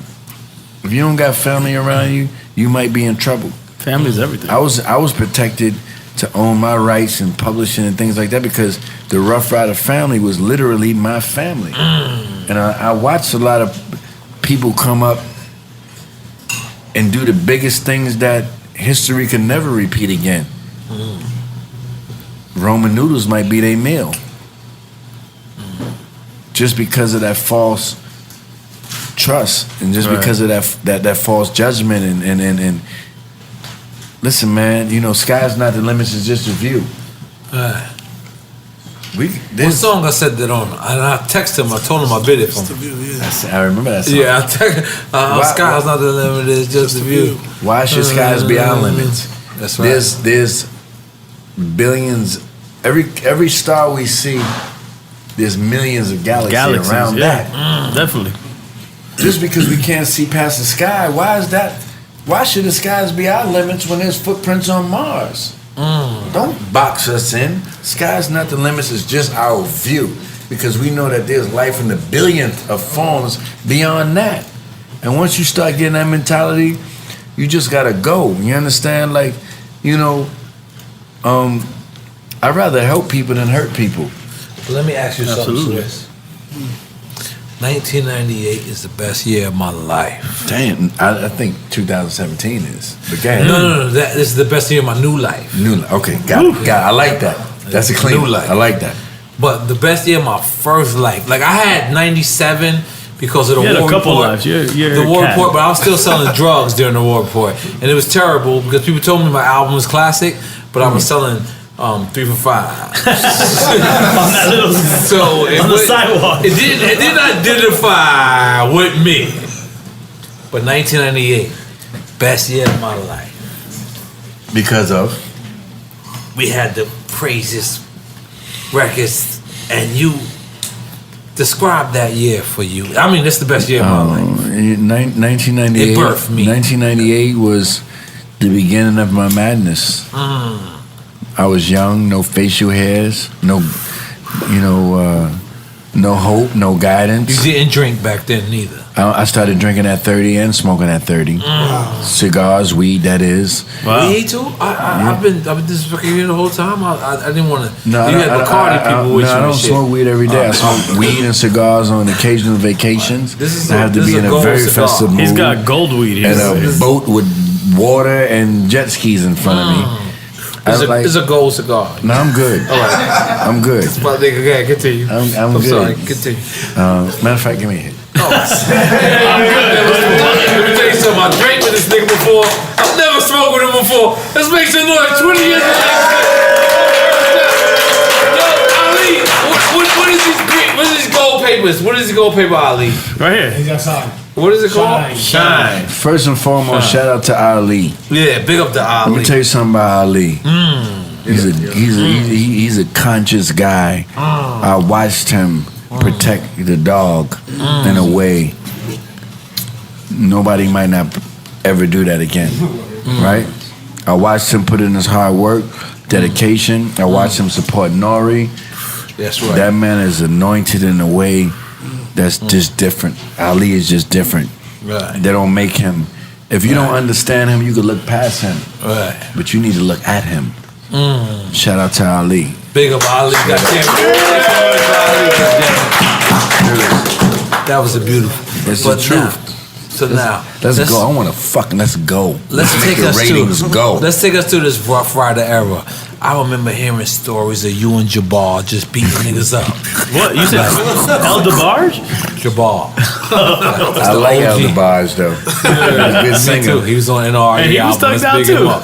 She go to the bars, just on. Yeah. But I remember, like you be fighting too, Swizz. What's going on? Back it in. This is your past life. I still fight. God damn it, relax. He just came from a fight. No. I fight for what's right. I fight for what's right. For the power. Let's fight for the power. Anybody, a dummy could be physical. Mad heroin. A dummy could be physical. A genius can be mental. Strategic. So my fight now is with greatness. Like, let's kill him with positivity. Let's kill him with great ideas. Let's kill him with culture movement. You understand? Like, I used to couldn't take words. Like, a lot of people talk a lot of words when they're under the influence of all these things on our table. But I'm like, you know what? I know you don't even know what you're doing. I got people that call me every day wishing I had a problem with other people. I know somebody's bothering you. Let's go. I don't got nobody bothering me. Let's enjoy our shit. Like, you know what? There's enough of us hurting us going on today. We gotta stop it. We have to stop it, but it's like we gotta develop a patience within our own circle. You understand? We might think that like a person know better, but based on that person's upbringing, they might not know better. You might be an OG, you might be a general, he might be a pawn. And the pawn's gonna make the most mistakes. Right. We gotta guide that pawn into being a future general or OG. It's our job if we know better. You understand? So it's like, I could have abused my power, and 20 of my homies could have been doing a bunch of time, and I would have took care of their family just because that was the protocol. But it's like, if we can help people more than we can hurt people, then we're doing a justice in our ecosystem. You know what I'm saying? The easiest thing for me to do is to do something disrespectful. It don't take no thinking to do something disrespectful. But the most respectful thing to do is something respectful. Right. Listen, bro. Let me talk to you right now. That was hard. I know you feel like this, but why you really have a problem with me? Because whoa, I ain't never even really say that. Most of the beef and deaths are over miscommunication. Yeah, if you really listen to the conversation, it's miscommunication. You understand? And we got to have a tolerance to understand the dialogue of the communication to indicate if it's a violation or miscommunication. A violation, we got to deal with accordingly. Miscommunication, which is most of the times, you go home to your family, I go home to my family, I give you a hug. Man, I'm happy to meet you. If you ever need something on you on the side, let me know. If I'm on that side, I'm going to call you, let you know. I met a lot of OGs, real official, authentic OGs, off of miscommunication. But the intentions of non-violation. You understand? Right. It's a difference. Like a lot of people, I can't even, they don't even know the code. They don't know the codes. And it takes a lot of OGs to explain the codes. You know what I'm saying? Like, there's not many OGs anymore. Yeah. There is, but not that are hold on. being examples. But what is Swizz' favorite era in hip hop? Period. My favorite era in hip hop is the 90s. And the reason I'm gonna say that is because 90s period, because that's broad. Yeah, because that's 10 years. All 90s. All 90s. From beginning so to the whole decade. And because the Cartier break. You know, I just feel like we were very experimental. We was very experimental. Everybody wanted to sound different. Everybody, the goal was to be as far left as right as possible. Absolutely. You understand? Creatively, yep. Nowadays it sounds like one producer. In respect to all those producers, but nowadays it's an easy fix. It's like when before we had to like this table, right? Right. To get the fix. You understand? It was a process. Now it's like a program process. And no disrespect to the technology or to the people using technology. I use the technology. But, you know, be as diverse as you can. How are you going to be the producer that you want to be if people think you're three people? When I was Swizz, I was only Swizz. The only thing I can say was I was so Swizz that they thought it was Swizz Beatz was a group. I used to be in the airport like, yo, where's the rest of Swizz Beatz? They over here, and I used to fuck around with them. Like, they over here, this one's coming in, he'll be in later. It was like, you know, the music that you was making was so big that they thought you was... It's five of you. You was like many of people, you know, and my thing that I say to producers is like, yo, that was deep. You know, challenge yourself to be greater than the radio. All right. And I'm sorry, this is crazy, but is there any producer that you hate? Like you just be like, yo, man, this nigga gotta stop. There's a lot of producers that's fake, but I can't say that. You know, hate is a big word. Not hate, like you don't want him to succeed, but like, damn, this nigga Sloppy Joe's is not correct. Like you know, I don't even give those people the time of day to know who they are. You know what I'm saying? Like my ear is so authentic to culture and to what's right. I listen to Fela Kuti, Bob Marley, Sade, Noriega, different things that you know. I got a variety of a sound cloud in my own brain to even know somebody that's like being on those lines of fake and this and that. Were you ever sample like heavy, like sampling old records? Because I don't. I hate when people sample band from TV. Let's just come on, guys. Don't change the subject, buddy. People keep trying to this motherfucker. Can we still say this right here, right now? That's why I'm asking. That's why I'm asking him this. And he just changed the whole fucking subject. Please go back to your subject. But listen, go right back to my. I don't like when people try to rhyme over band from TV. Let's tell niggas stop that. Band from TV alone. Tell them please. Everybody rap over that right now. If you sample band from TV, it's a violation. We're coming to see you for a big check. Thank you very much. Might get whipped out. Yeah, please. Leave the studio. I'm sorry. Relax. Yeah, man. What you were saying? But for real, I don't. He got me that time. But did you ever sample? Were you ever sample heavy on old records? I never was sample heavy. Out of the 550 songs I produced. No, I know you that for a fact. That's what I'm asking if you ever did it. Yeah, so, I like samples. So as my ignorance, I'm a DJ. He's a producer. So this might be an ignorant question on my end. But do you think that you ushered in the production wave of not sampling? 100,000%. Because it changed the game. Yeah. You know, Pharrell thanked me and Just Blaze thanked me because, you know, imagine like before I started not sampling, Puff Daddy had the James Brown samples with Total and all these different groups on Smash, and I came with these non-samples. And the reason why I came with the non-samples was because everything I was sampling, I felt like somebody was stealing something from me. I'm like, I just sampled. It's like, and he stole my sound. I'm like, nah, that's not your sound.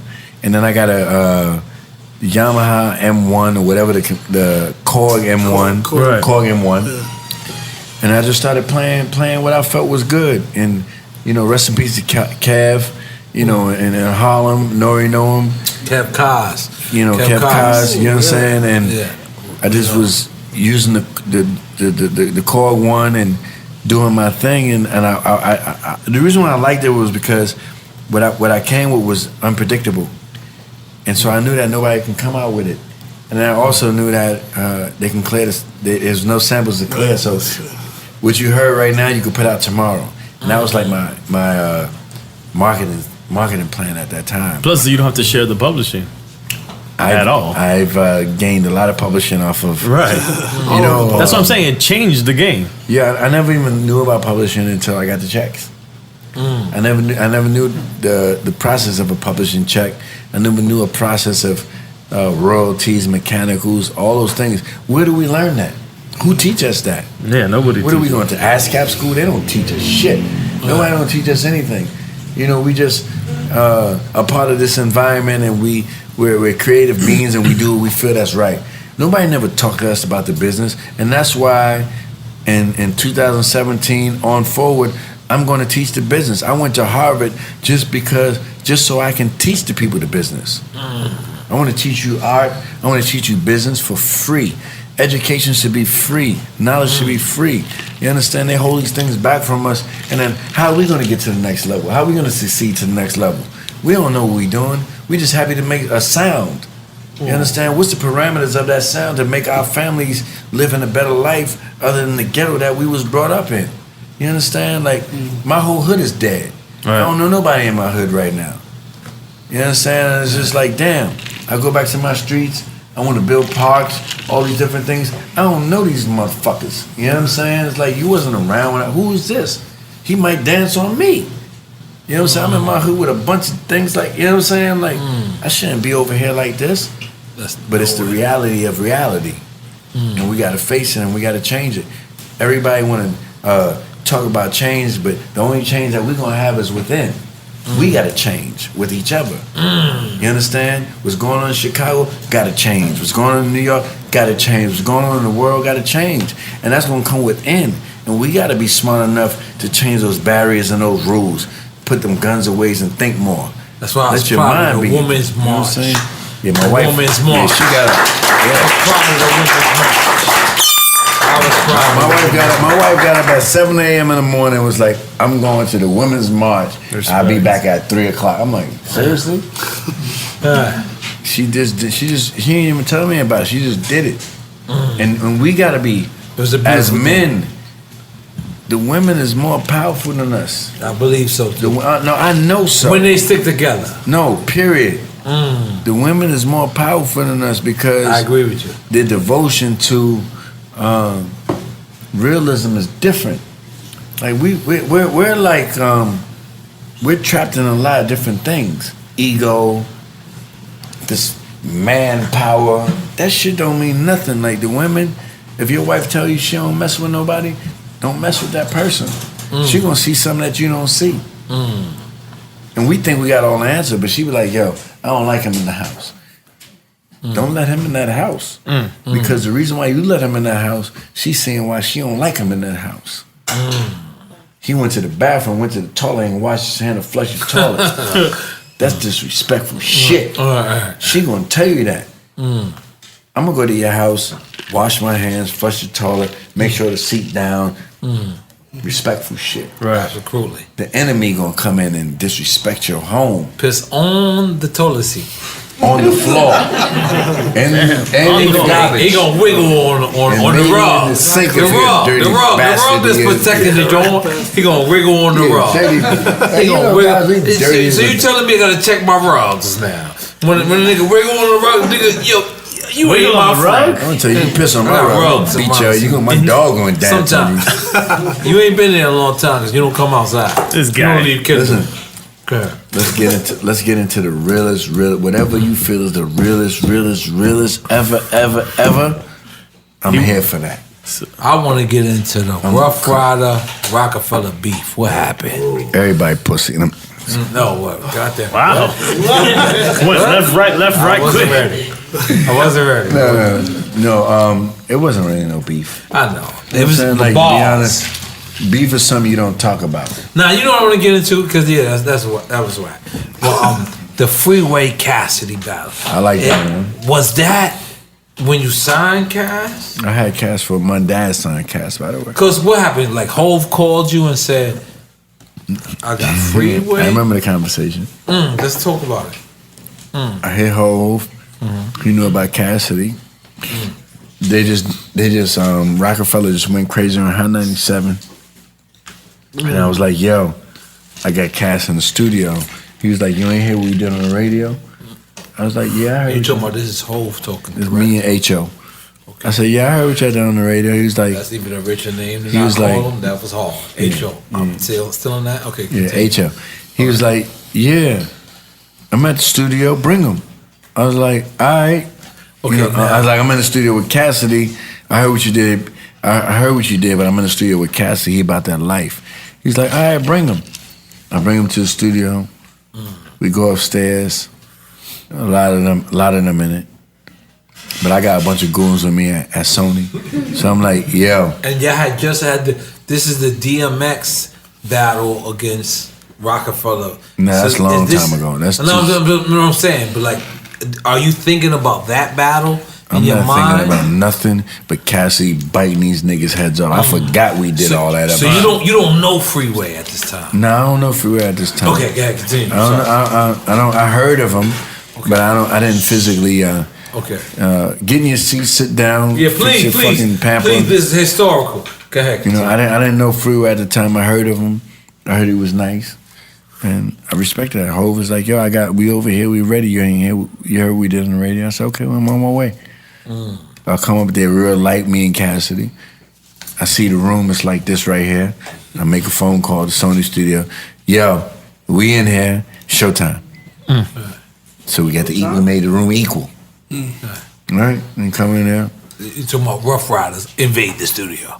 Oh, Ruff Ryders coming in. I'm gonna say because our fans are stupid. Be a part of the group. Ruff Ryders came to the studio. I think, it was an equal balance. Right, all right. It was equal balance. That in nigga language for our fans, the Ruff Ryders invaded the studio. Right? So an equal balance. So now, okay, continue. We got goons on deck. However they want to cut it, whatever. We was meant for whatever. You know, we could fight, rap, wall, whatever. But it was good vibes. And Cassie and Freeway started battling. Because who was it that said, put it on the beat? Who was it that said, put it on the beat? I like Freeway. You know what? Freeway turned out to be a good person. He was on his, he's on his dean. No, everybody's good persons. We're not talking about the good person part. We're talking about this part right here, Swizz. Freeway said put on the beat. I mean, Freeway, happened? You know you said put on the beat, goddammit. Let's make some noise for Swizz. So I didn't say put on the beat. I ain't even have a fucking beat ready. So, but because I forget. I remember, but I forget. So was there bars that was a cappella at first, and then after, like, you know, all a cappella. The whole beat was a cappella, and then Freeway said, "Put on." All right, describe that to us. I don't know what he thought in his mind because it was a cappella, so you could hear every verse, every line, every punchline. It was very serious. And that man thought of whatever he thought in his head, and he said, "Put on the beat." I said, "Nah, straight bars. We ain't putting on the beat. Put some beat on that joint." Nah, we ain't putting no beat on that. And Hov is there as well, right? Well, everybody's there, leaving the room very silent. Leaving the fucking room. Niggas left the room. It is what it is. I would have left the room too. Fuck it. I'm sorry. We went way too fast. Say that again.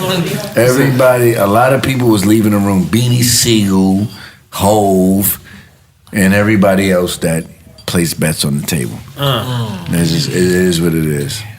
It's a legendary hip hop moment. Let's just make some noise. You're playing that moment. Damn it. I ain't gonna lie. See, this is Drink Champs sometimes. It's like I sit back and think I know a story. Tonight. You let me go. No, but sometimes give me some more. Listen, I'm going in. I'm not stop. Sometimes I sit back and think I know a story. I know a story because I'm close to everybody. And then, you know, I realize that I don't really know shit. That's the reason why we started this goddamn shit. Let's go. Are we having another shot of Bacardi 8? Bacardi 8 is great. Bacardi 8 gets by the way, I'm drinking Ciroc in between. Ciroc time. Give me a shot glass. Okay, this is my shot glass. Yeah, again? Paquito, come on. I ain't gonna front. I felt like we was gonna take it in our mind. You wanna pretend to take it? No, I'm gonna take it. I'll never pretend to take another fucking shot in my life. I got you, dog. Is my Bacardi team still in here tonight? You know, the Bacardi team is here. Are y'all getting tired? Glass? They ain't never been out. No, look, come over here. No, we taking shots though. Okay, give me the goddamn shot. Okay. One by one. Go over Has Mike. Okay, come over here and introduce yourself. Here you go, Swizz. You look like you from Queens, the boiler room. Hey, yo, didn't you say you live downstairs from N.O.R.E? Yeah, come on. He knows you. About. No, N.O.R.E. No, that was Victor. Yeah, Victor. Okay. Nobody called me Victor in my hood, so you definitely don't know me. But you're still my friend. And we Bacardi. But go ahead. Talk. Where you from? Miami, actually. Miami. Let's make some noise for Miami, goddamn it. Where's the bathroom at? Yeah, we about to. Me too. That's why I took my headphones off. Shit. Holy shit. All right. Yeah, there you go. Yeah. Recording again? Now open. Is it cold? We're back. We're back. We recording? Yo, Swizz, we got gifts for you. We got gifts from the Drink Champs. Right here. Drinkchamps.com, 89.com. This is like 3 bags. Yeah. Because it's Drink Champs and 89 where we at right now. The people who host us, our good friends and family, 89.com. I'm going to take this and open it. Yes. Now. I can't believe I'm on this show. Shots. It's so legendary, man. My cut. Okay. Elliot Wilson train. Nah. Is that straight? Damn, this is straight. Damn! That shit is straight as fuck. Alright, yeah. Se acabó. Coño. I wanna dance. So, I love myself. I'm young enough to lie. Woo!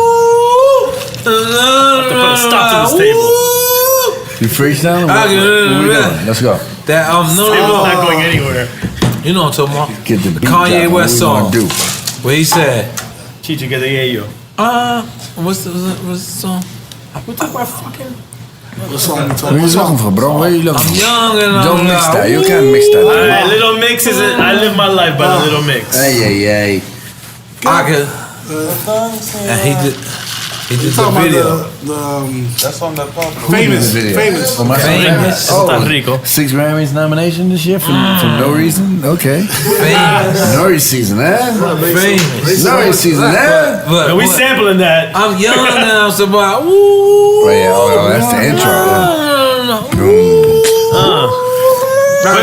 Damn, we got a beatbox right there? What was that session like, Swizz? It's crazy. I did 40 beats in that session. Damn, 40 beats in a session. 40 beats in that You session. went back to '98, Swizz. Yeah, I did a lot of songs on that album. You know, Famous was one of them. And 4 more other songs on that album was one of them. Let's stick with Famous for right now. Yeah. Famous. How did that? Yeah, shout out to Prodigy. You know, Prodigy, he laid out the drum vibes. He laid out. You mean Havoc? Havoc. Yo, I got confused too. He on Bacardi 8. I'm on Bacardi 8. Bacardi 8 hired me, so I'm keeping it straight. I got Bacardi, But he was on the right path though. Go ahead. He's in the right group. Havoc. Shout out to Havoc. Yeah, Yeah, he talked about it on our podcast. You know what I'm saying? He was a big part of that. All I did was just like I filled in the ice cream on you know, I just filled in the icing. To be honest. That shit was already fresh. Kanye wanted me to do my vocals, add a couple of sounds and different things to it, and we made Famous. Which is famous. And we was already famous. Famous on top of famous. Now, who's your favorite CEO you ever worked with? Clive Davis. Wow. That was fast. Wow, that was hella fast. Clive Davis and Jimmy Iovine. Because they both invested in my early... Interscope. Yeah. You know, when I did all that first Ruff Ryders music, that was Jimmy Iovine. Right. You know, he was already following up from Death Row. Right. And so the closest thing to Death Row was Ruff Ryders. You understand? You know, we might have been a little bit dangerous than Death Row, but the music spoke for itself. And then Clive Davis gave me my first label. So Full Surface was with Cassidy and all this, and Bone, and everybody was at Clive Davis J Records. You know, both of those my mentors. You know, blessings to them. Make some motherfucking noise for that, goddamn. The Swizz, like I said,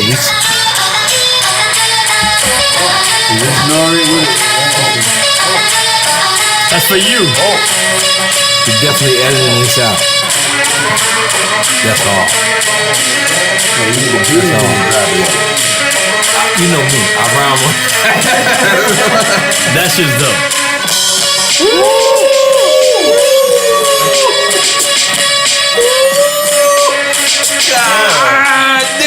Nah, we can't edit this out. No, we're not editing it out. That's raw. Yeah, but keep talking so they can't rhyme on it. EFN.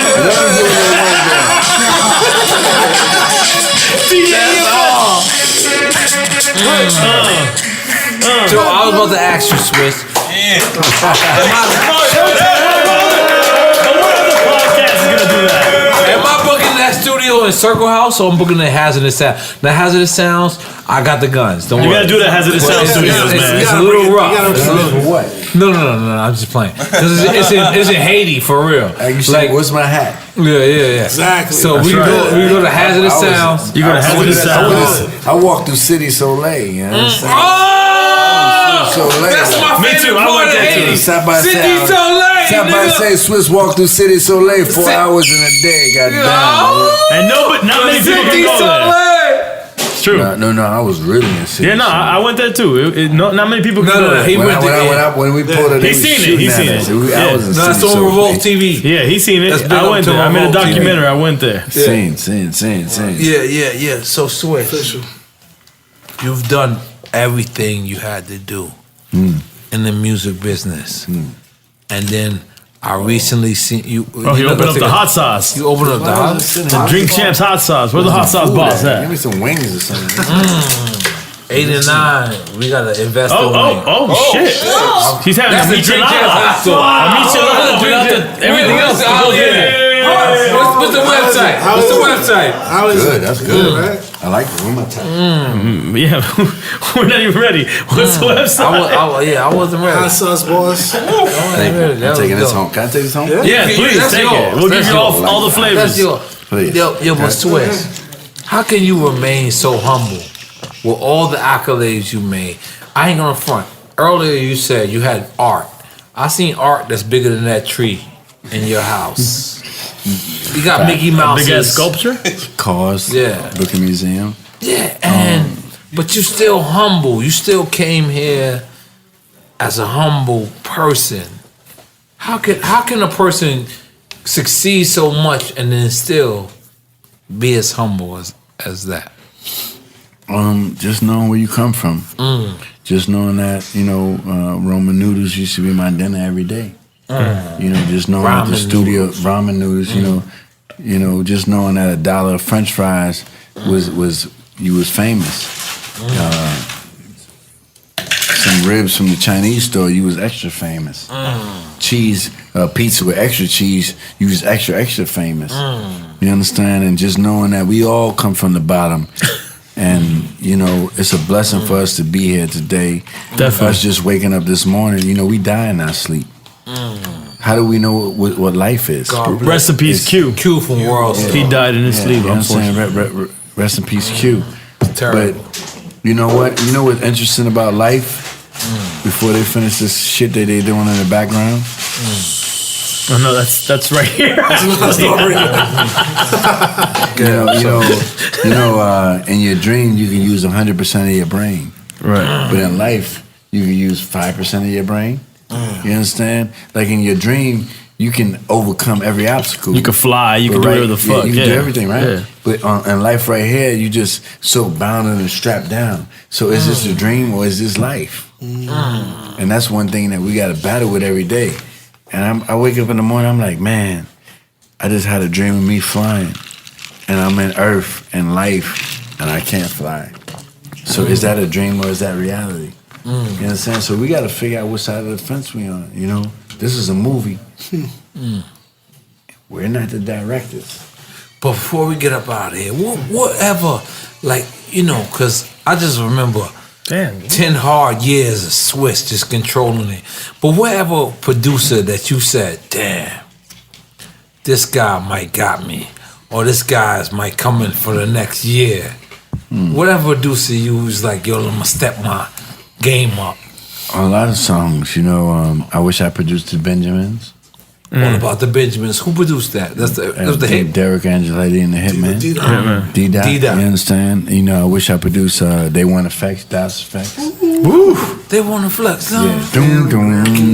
Because they used to pull back that intro. They Want to Flex, and I was like, damn, this is before I became on, so I was like, damn, imagine if I did something like that. Where would I be? Just to get a rep, Gang Starr. So with the same mind frame, what producers influenced you? The ones I'm talking about. Right. But is there specifically, like you're saying the songs, but is there Gang any? Starr. So Premier, right? Right. I don't know who the producer was for Das Effect at that time. Yeah. Did anybody know? You know? You know, but I wasn't inspired by producers. You understand? I never even knew what a producer was. The sounds. No, I was inspired by DJs. I was inspired by Ron G. I was inspired by Kid Capri. I was inspired by Doo-Wop. I was inspired by 1200 Assassin. SNS. I was inspired by, SNS. You know what I'm saying? I was inspired by DJ Red Alert. Absolutely. Chill Out. Tony Touch. Tony Touch. Flex. You know, all these DJs, Clue. You know, I was inspired by DJs, and I became a producer by default. I became a producer by just making instrumentals. Because I heard you was intros. a DJ. Yeah. And then I heard. Also, you was a DJ Didn't you first. go to West DJ Indies first. or something like that? It was like No, I went West. to Atlanta. I thought you went to Atlanta and the West Indies, and you came back or something like that. No, I grew up in the Bronx. And he gave you I grew a up, whole I grew up fictitious in Boston Road, which was like the West Indies. So I was the first youngest producer DJing at the Stardust. You know, when Slick Rick had his incident outside. You know what I'm saying? I was there for those different things. And when Super Cat had his incident outside, right? I was there for those incidents. And I was a producer. I used to DJ with Renaissance, Waggy T. Yeah, Waggy T, You know what homie I'm from out here. You know, Stone Love, I was the hip hop producer for those DJs at that particular time, young to even be in the club at that time. You understand? And I was just out there thugging it, you know what I'm saying? Thug, what? You know what I'm saying? Like N.O.R.E, you know what I mean? Wow. And your favorite ever in hip hop is? My musician? No, period. Just in. My favorite ever in hip hop? I'm gonna just keep it real clean and simple as DMX.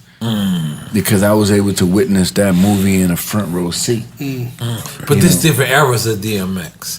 So can we label it down? My era of DMX. The era of DMX. And then the return of DMX, which we haven't been able to see yet because It's unwritten coming. yet. It's No, coming. it's written, but it's unpublished yet. Right, okay. It might be Perfectly published yet. expressed. You understand? And so, you know, I might have been a fan of a lot of other people, but you know what? I wasn't able to. You know, a lot of people that we think that's real is not really real. You understand? Like, their music might be real, but they might curl under that pressure. Their tail might tuck under their ass under that pressure. You understand? And like, you know, with the dog, you ain't never ever seen a dog talk about no other labels than my family label. Excuse me. Yamukla. What? Which What bless you. was that? That's bless you. But say it again, It's though. Arabic, Yamukla. Right? I like The thing that I respect about Dog is you never seen him flipping, flopping through labels since he started. He might have had Bloodline, but it was always a Ruff Ryder logo somewhere around him.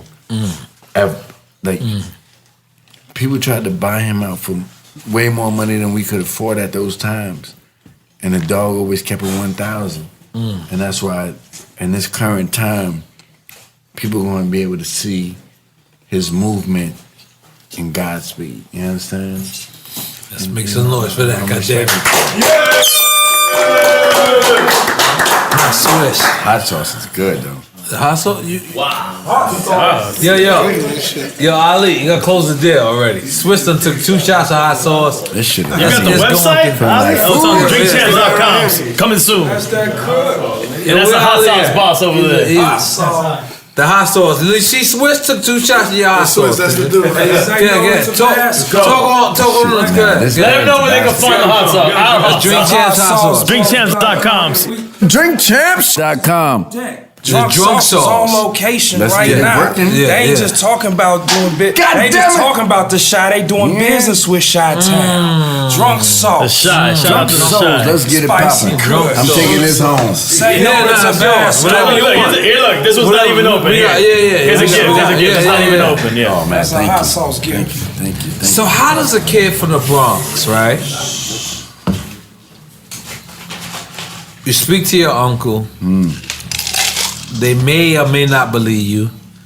You come to the studio with me. Yeah. We make it classic, but at that moment, remember, Remember, he took another shot. That's hot sauce. He likes hot sauce. I don't know. I think he's remember, the sodium's an equalizer for you there. But back then, we recorded the record in 97. It don't drop to 98. Right.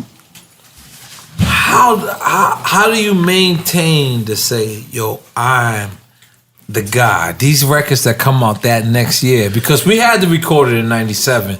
Because that's just how the climate matched up. Am I correct or maybe factual? No, you know what I'm saying? Because you had to record it a year early. Everything took longer. You know what I'm saying? Like I might be fucked up because you're correct. You're correct. Everything. Me too. But how do you maintain to say I know what I did is this, and let me continue to go? The blessing that I had was I was always in control of my destiny.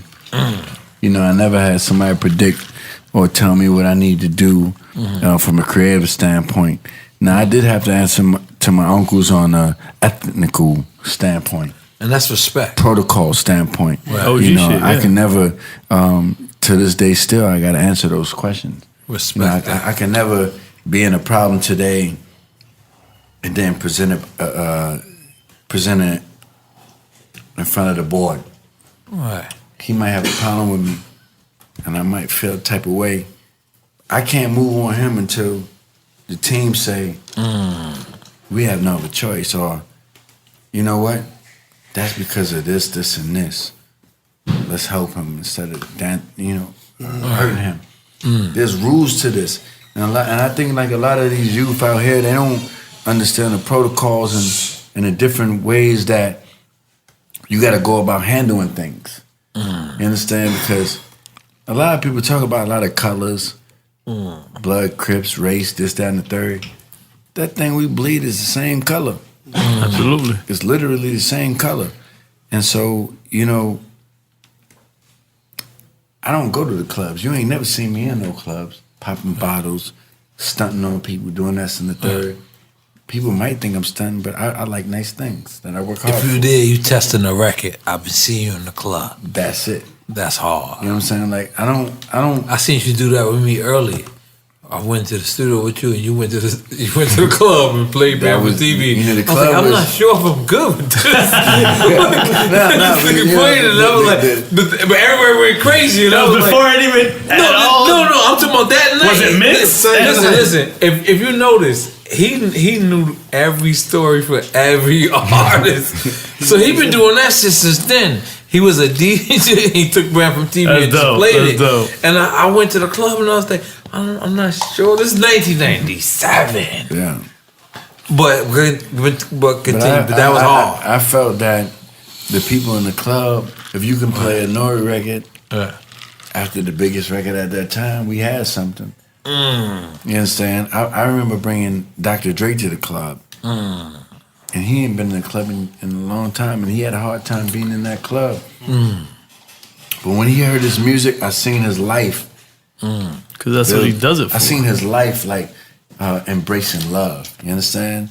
And then all my records. I remember when I brought Hope to the club for on to the next one. He was like, "Yo, you lead that shit. I'm on my shit." He was over there in the VIP. I was in the DJ booth. And that motherfucker on to the next one came on, them people felt some type of way. The nigga looked at me and threw that drink in the he ordered all this type of shit. You know what I'm saying? Because we was on to the next one. Right. You know what I'm saying? But it's like, you know what? In life, it's what we got to celebrate. There's no big I's and little U's. Like, a lot of people like to make a lot of categories of who's who and what's what. The war in this world is between good and bad, good and evil. You either a good person or not.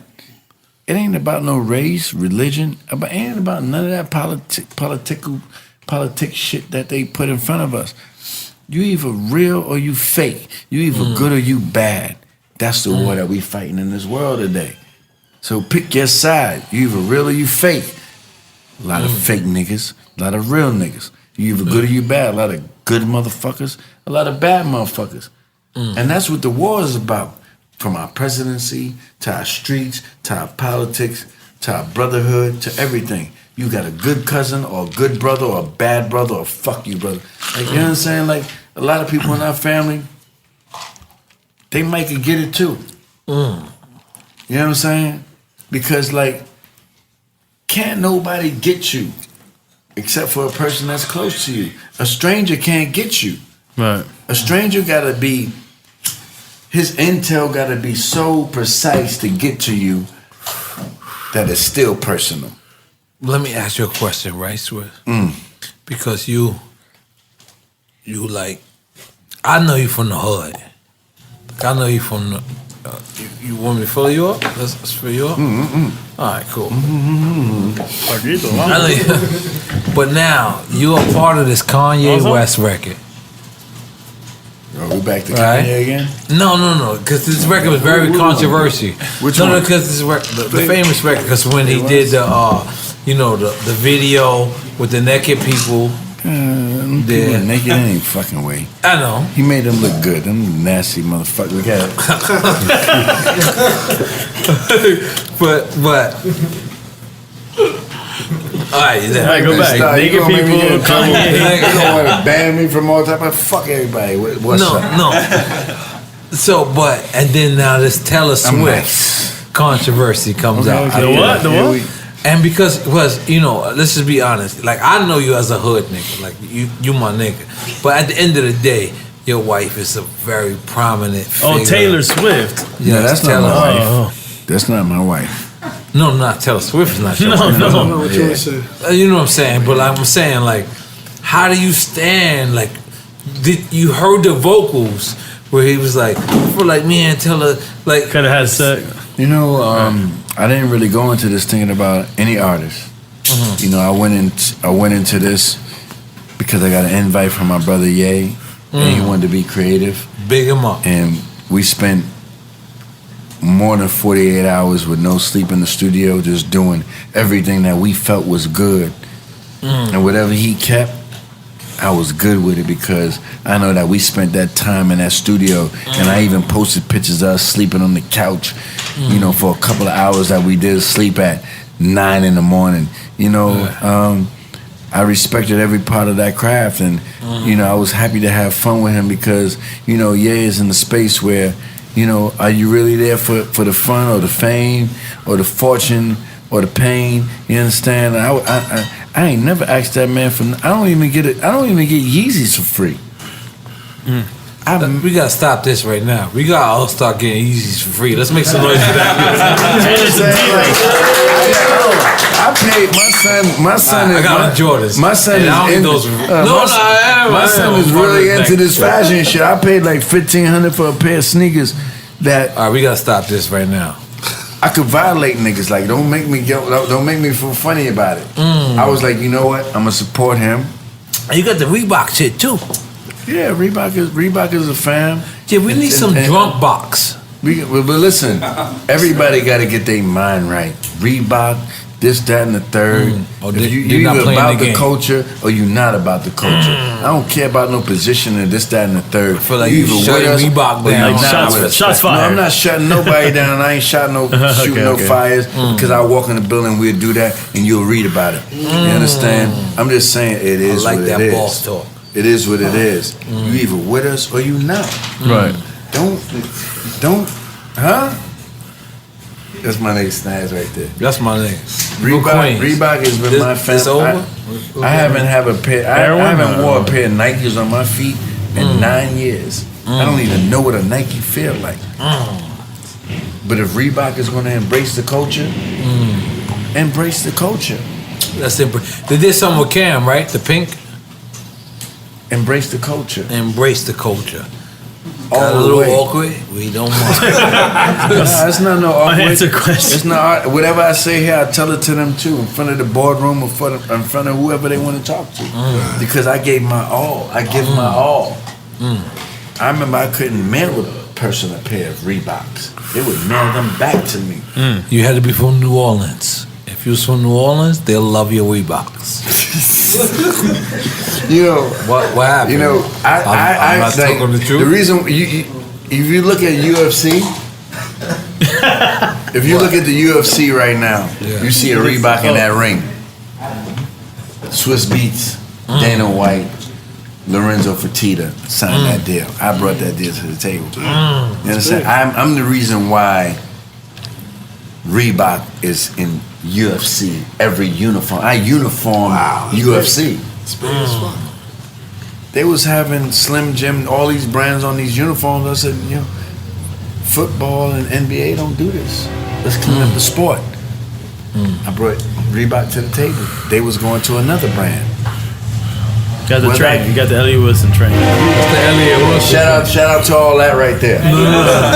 That's a special train. Special train. You did Rap Radar a couple times. I like Rap Radar. But this is their train. Relax. No, I do like Elliott Wilson for the content that we spoke about. Right. This is another type of vibe. Right. Totally different vibe. You gonna hit it again?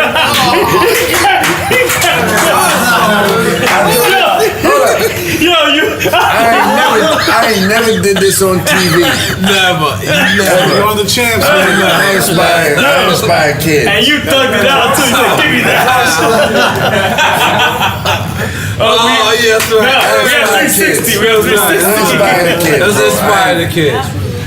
What do you do? Some of the kids need this shit because them is crazy. That's right. Then we ain't the problem for the kids. So what was your most amazing session? Like, I know you gotta have Michael Jackson stories. You gotta have Mariah.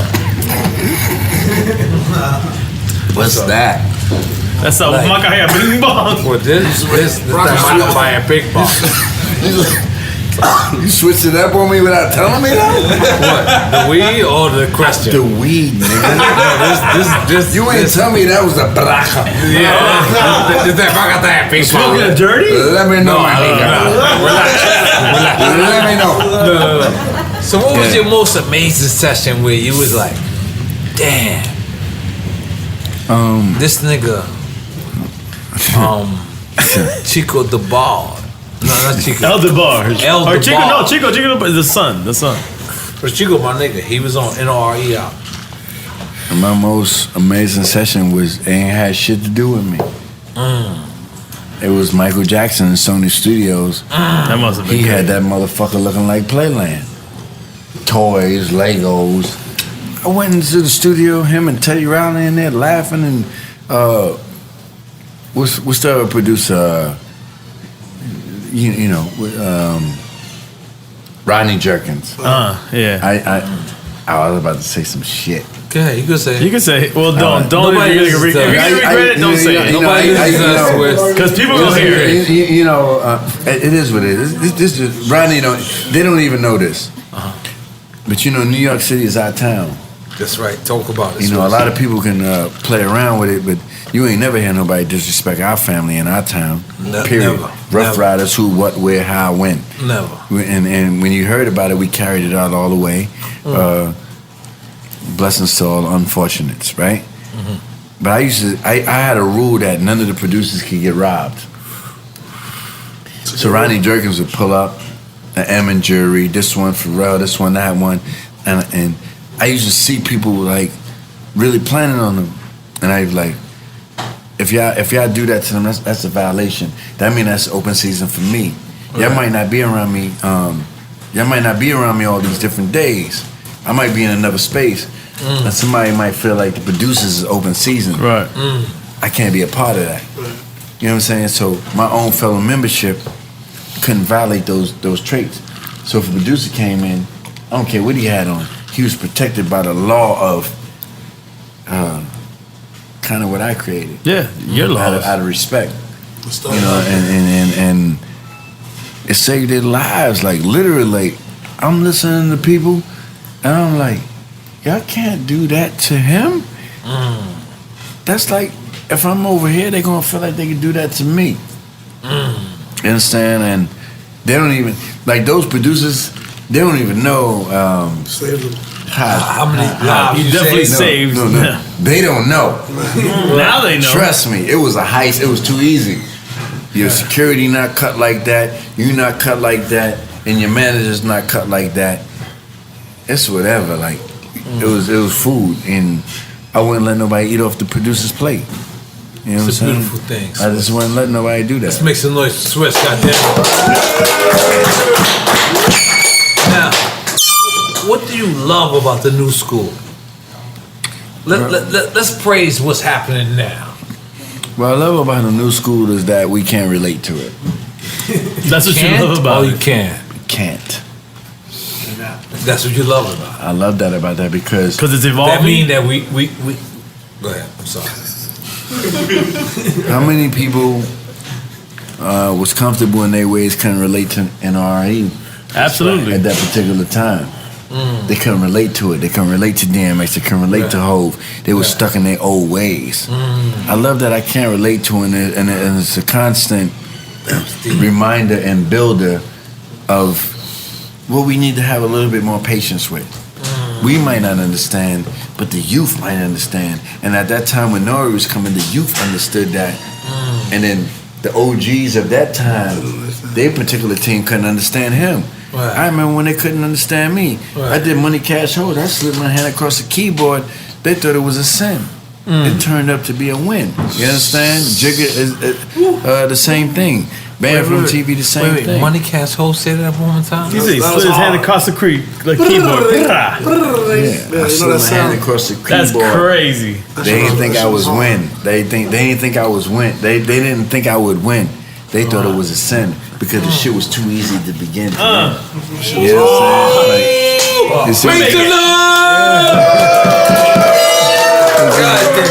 what I'm saying? We're making a meme out of that. Don't make me make a beat out. Let's go. Yo, that was hard, Swizz. That was hard. So, damn. So now, this is what I say. I have never been disappointed in hearing hip hop, even when I'm hearing hip hop. That's a big statement. All right, let me. I've been. I've been. I've definitely That's like the shit you saying. I ain't never heard that one. So I need you to be very clear on what you mean. You ain't never been disappointed in hearing hip hop. No, if I would have said rap, both of y'all. No. Argument. Rap is hip hop. Hip hop is I'm rap. talking about rap too. You ain't never been disappointed in hearing rap? No. I've been disappointed in hearing rap a long time. Rap could be bad hip hop. It don't matter. It's a hip long hop. time. But I'm saying hip hop. I think that hip hop can continue to exist. Right. I think streaming lowered the playing field. And that's what we need to get into. Let's get into that. Because streaming, I really want to get into that. What I'm trying to say is streaming. Let's suppose whoever you are. But as long as you're promoting your streaming shit, right, you can level the playing field for whoever who has people who are spending millions of dollars and these promotional dollars. Oh no, am I bugging now? I think it's changing now. You know what? The reason why I like streaming is because the streamers are getting their props. You know, they might not have the hundreds and thousands in the first week. But the streaming accounts for those different votes that wouldn't be accounted for. So it's like, you know what? If you independent, and your streaming, and your digital component is connected, you winning. You know, if you look at Drake and all of the barriers that he broke this year, it wasn't really based on physical. It's like, let's talk about physical, or let's talk about which is streaming. non-existent now. Why was there never a fancy video? Oh, there was a fancy video. Yeah. I shot that. We shot that. I was in that. The reason why I wasn't approved is unknown. Let me get my hands on it. I will leak it. It was fun. We had a good time. Same thing was T.I. Swing Your Rags. No, I know why. Because Gucci didn't want to. We had Swing Your Gucci Rag. They ain't want to clear all them rags in that fucking video. You know what I'm saying? Like, I got stories. We never knew. Let's go. I'm here to talk talk. And you and Drake, you never really worked together since then, right? We worked together on my wife's album. You know, I think Drake is a creative guy.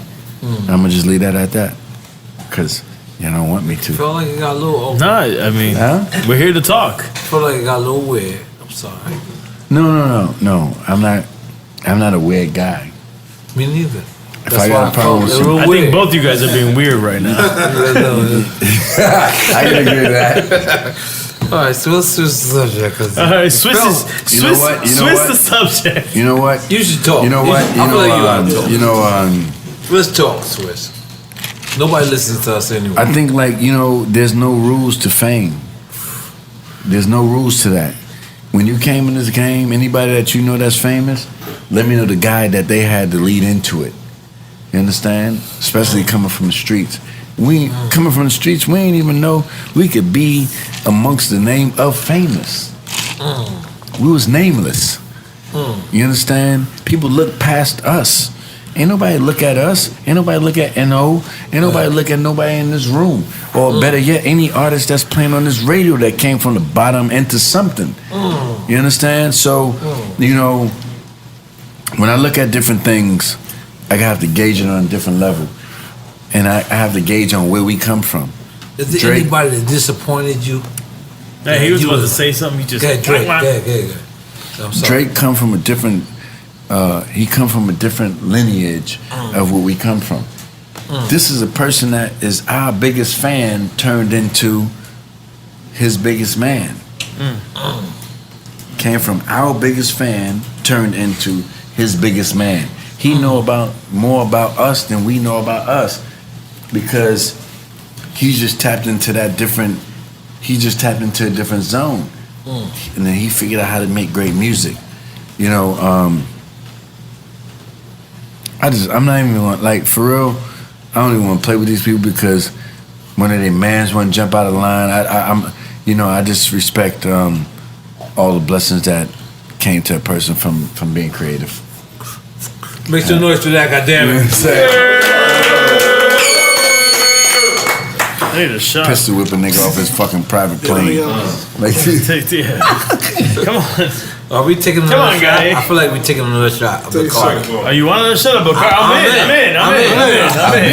No, a shot of Bacardi. I'm in. No, my glass has been on that thing. No, my friend. You know what I'm saying? Then pour your glass into a shot. If I really say that shit, I'm not even scared of these niggas like that. Like, to be honest. However they want to cut the cake, it's my birthday. Every day is your birthday. Every day is your birthday on Drink Champs. Every day is your birthday. When you wake up, Drink Champs. When you wake up, and New Year's Eve. It's your birthday and New Year's Eve on Drink Champs. Every night you died in your sleep. Chichi, que te when God woke, God, or whoever you believe in, you gotta go. woke you up that morning, it's your blessing. That's your new start. The fact that you breathing and seeing light is a plus. Who's that? Hey, yo, relax. I think they're building a new bathroom back there. No, come on, Swizz. Don't worry about it. Okay. They never pick up on the mic anyway. Yeah, no, I hear everything right. Okay. All right. I'm gonna keep it real.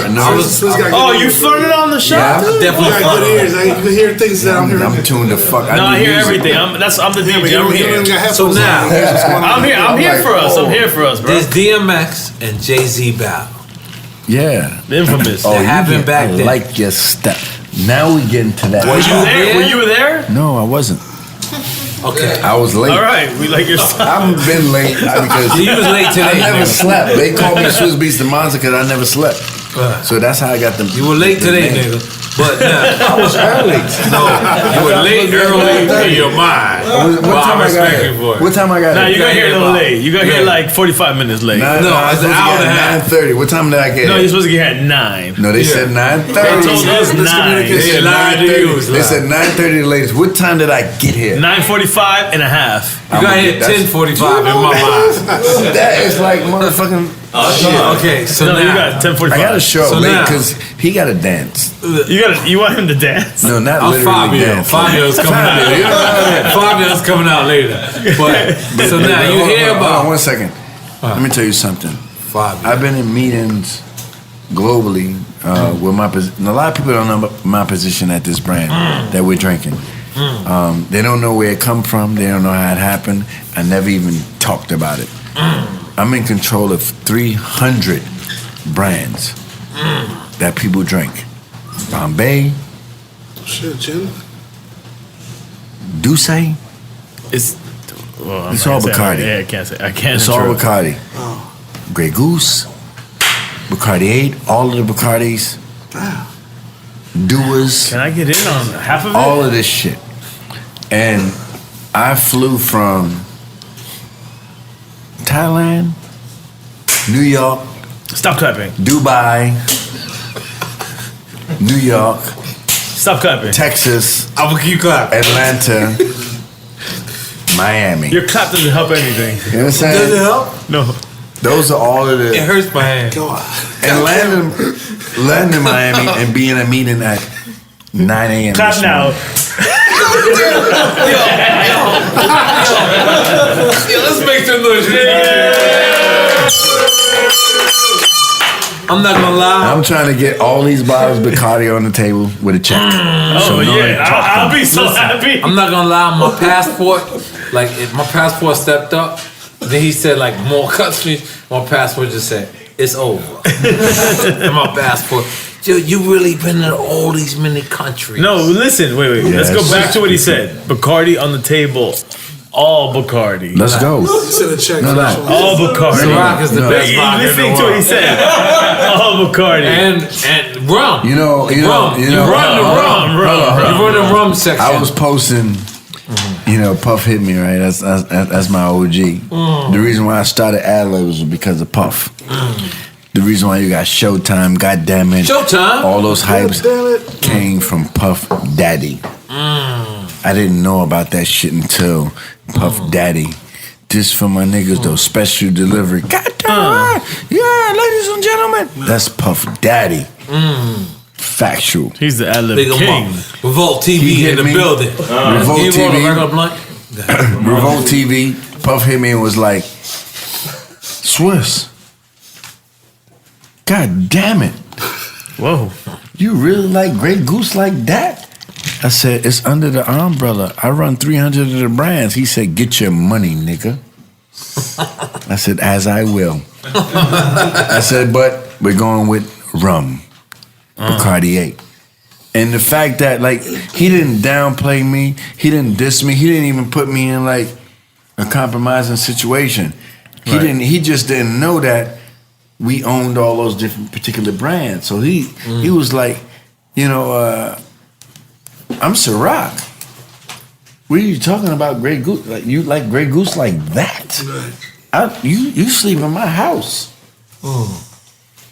My brother, this is not personal. This is business. And he said, get your money. That's a real hustler talking to another hustler. Because we have to encourage each other to go to the next level. I would never talk down to Bacardi about Ciroc. I'll drink Ciroc right now. Let's do it. Let's go. No. Because At this point, we all in. No. Listen, you set up the speech. Ciroc. The way you set up the speech. Not the fucking apple. Ciroc. Look, Swizz is I mad strong. You know, him and Jabal, they do mad pull-ups together. No, Jabal do pull-ups. That nigga's the bar master. Ciroc is my the bartenders? Ciroc is my, and I'm so boss. I could drink. I'm not. Fire me. Okay, what? let's go, buddy. What's up? Fire me. Whatever. No, we can't fire you. Swizz, no, I'm talking about Bacardi. Fire me. I'm drinking Ciroc. No. Do what you want to do. Dance. You really want to do this? I'm in this for the culture. We don't go against each other. You're going down. You know what I'm saying? I have Puff with a Bacardi 8 bottle in his hand, doing his dance. I've seen the puffy dance. The puffy dance, because you know what? There's no big eyes and little U's. A lot of people want to put us against each other, but we all, when you talk about music, we all under that category. We are together. High, little, low, rap. N.O.R.E. is under the same umbrella as Hove. Hove is under the same umbrella as Little Bootsy, whether you like it or not. Or whoever. We all fall under these genres of music. Nobody, like the way that we think that they separated, they don't. They're gonna put Nelly with whoever's out right now, because it's mainstream in the last form that they understood. That's why he can go out to Fashion Week literally this week and perform and it'd be a smash hit. Smash hit, Nelly. Bang, Fashion Week, Paris. Nelly the biggest Nelly to Drake right now. Did you see that? I didn't see that. Yeah, that's a they whole comparing Nelly to Drake right now. I'm the only nigga that's seen it. That what? But you know what? You niggas look like on Twitter, right? You Nelly got a drink right now? Drake, he said Drake. Alright. No, say it go. Whoa. Oh, shit. We don't need to take a shot no more. Oh, shit. Wait, how much is coming from? No, you going, what is that, PP in the cup? What is that? Come on, bro. No, the apple Ciroc is nice. It's good. I like that one. Man, this is where it goes. I like that downhill, one. brother. Ciroc, Bacardi 8. That's crazy. I prefer Bacardi, brother. Y'all fucking up. I ain't gonna lie, y'all fucking up. Y'all make sure.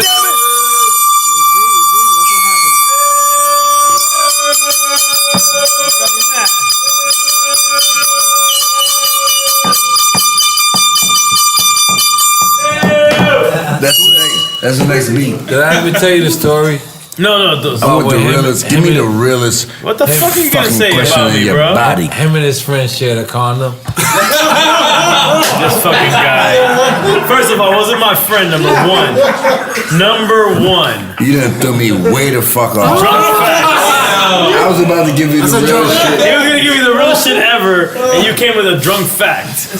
Can you tell them But hold what on, happened? did you really shed the condom? You gotta tell us. That's like, you know what? You know what? You live one time. Fuck. No, I have nothing to hide. At least you was halfway protected. That's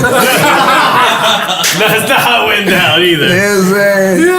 You want to get it out because we didn't get it on the Puff episode. That's why. Puff took it. Hey, yo, Puff. These niggas is sharing things. No, we got it on the Puff episode, but it got edited out the Puff episode. Okay. Hold up, they gonna edit me? No. We not gonna edit you. Can you just explain? Because I'm just saying. Explain. You explain something, bro. I wouldn't know when you gonna come at me? I'm gonna come at you, baby boy. Explain something. No, come at me. I'm the guest. No. Me and him. Listen. Let me tell you something. Ask me the realest shit you wanna fucking know tonight. Yeah, because you be talking about me. You should be talking about fuck. Whoever, whatever. It's open. It's everybody's food. It's your turn. No, it's your turn. I'll be going for 90 minutes. Let's go. Twin. What we want to do? Who, what, when? Talk to me about whatever you want to talk to. Whoever, whatever. I'm here. Let's go. Ask them some producer shit. No producer shit. The producers is pussy. Them niggas Swizz, is what? Obviously, you know there's things that we don't know what to ask you. Please tell us. What to ask me? Yeah, tell us something. Obviously, you know, because you know there's a lot left on the table. You know, I can't tell you what to ask me. No, that is. I'm doing. So wait, producer Hazard It Sounds gonna have something. Producer. That's our producer right here. Hazard It Sounds. You don't want to ask production questions. He wants to get into the real shit. Like, nah, but the producer thing is easy. Yeah. That's we done. If I recap on what we did, we done shed light on a lot of different things. Now let's get into like personal life things. Oh shit, you want to go there? Why not? I'm gonna respect you. The first thing I'm gonna say is that I seen in like New Year's Eve, you had your ex-wife and your new wife absolutely together in the crib with the big statue with the Mickey Mouse with the exes in it. Jesus that was Christmas. hard. I said, Shout the cars. That's hard. That's hard. You had your ex-wife and your That means I had good relationships there. No, I can't. I've done that, but it wasn't. Oh, it's not good relationships. Big Mickey Mouse. It was tangible relationships. Nah, it's real good. My wife is here, and she talks to my ex-wife, but you know, both of your ex-wife is like fucking people on TV. Coño, brother. My ex-wife, my new wife, is both beautiful people. You know what? But they just wasn't on TV. And you are like a great guy. At the end of the day, regarding my marriage currently and my ex-marriage, me and my ex-wife, we were young when we was dealing with what we was dealing with. I went to that wedding. You remember? Yes, I do. Wow. Yes, I do. I was late as a motherfucker. That's crazy. I remember you did. You know what I'm saying? And I stopped smoking years ago. When I'm gonna let him. You should stop smoking years ago I'm too. let him fix his throat. No, go for it. Keep going. No, we understand that language. You know, people could plot and plan, but people could plot and N.O.R.E. Yeah, I'm good. Sorry about that. People could plot and plan, but God is the best of planners. Allah is the best of planners, right? And are you not sorry to cut you off. Are you active Muslim? No, I'm not. I believe in the Most High.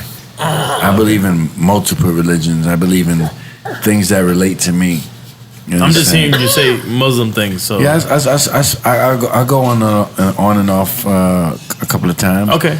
Just because it's just my grandfather. I grew up in. Oh, that's right. My name is Qasim Dawood Shamsuddin. Like, absolutely. I have a full Muslim name, right?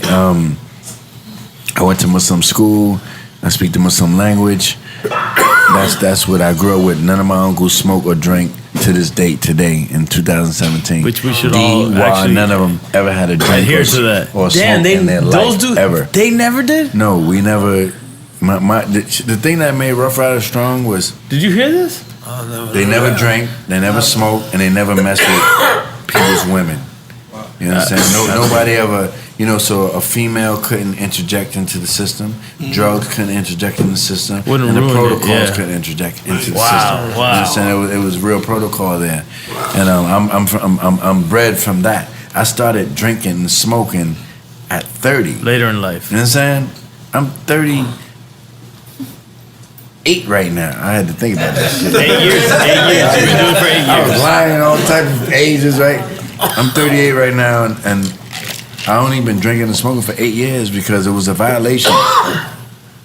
What made you start drinking and smoking? When I say drinking and smoking, I don't mean like I have to have it. No, but what? I just felt triggered it. You know what? At the end of the day, I just wanted to be rebellious. You understand? At 30? I mean, I'm just saying. Because I was trapped in all of the ages, my 20s and my teens. Before that, I was trapped into this thing that was very militant. Right. You understand? So when I had my freedom and I had my money and I had a little bit of fame, like I do what I want. I wanted to be grown. So I smoked a little weed. I smoked a cigar. I drank a little drink. And I literally started that life at 30. Wow. You understand? And, I can't say it was the best decision that I made. I can't say it was the worst decision I made. It is what it is. It is what it is. Like, you gotta do what the fuck you wanna do and live your life. I never been like a scared person. I could have been dead 10 times. You understand? Like, I've been shot at a bunch of times. I've been in situations a bunch of times. But one thing that I knew was honor and protocol. And I know that a lot of people in this industry that we come from, they don't know the basics. They don't know the math. They don't know the knowledge.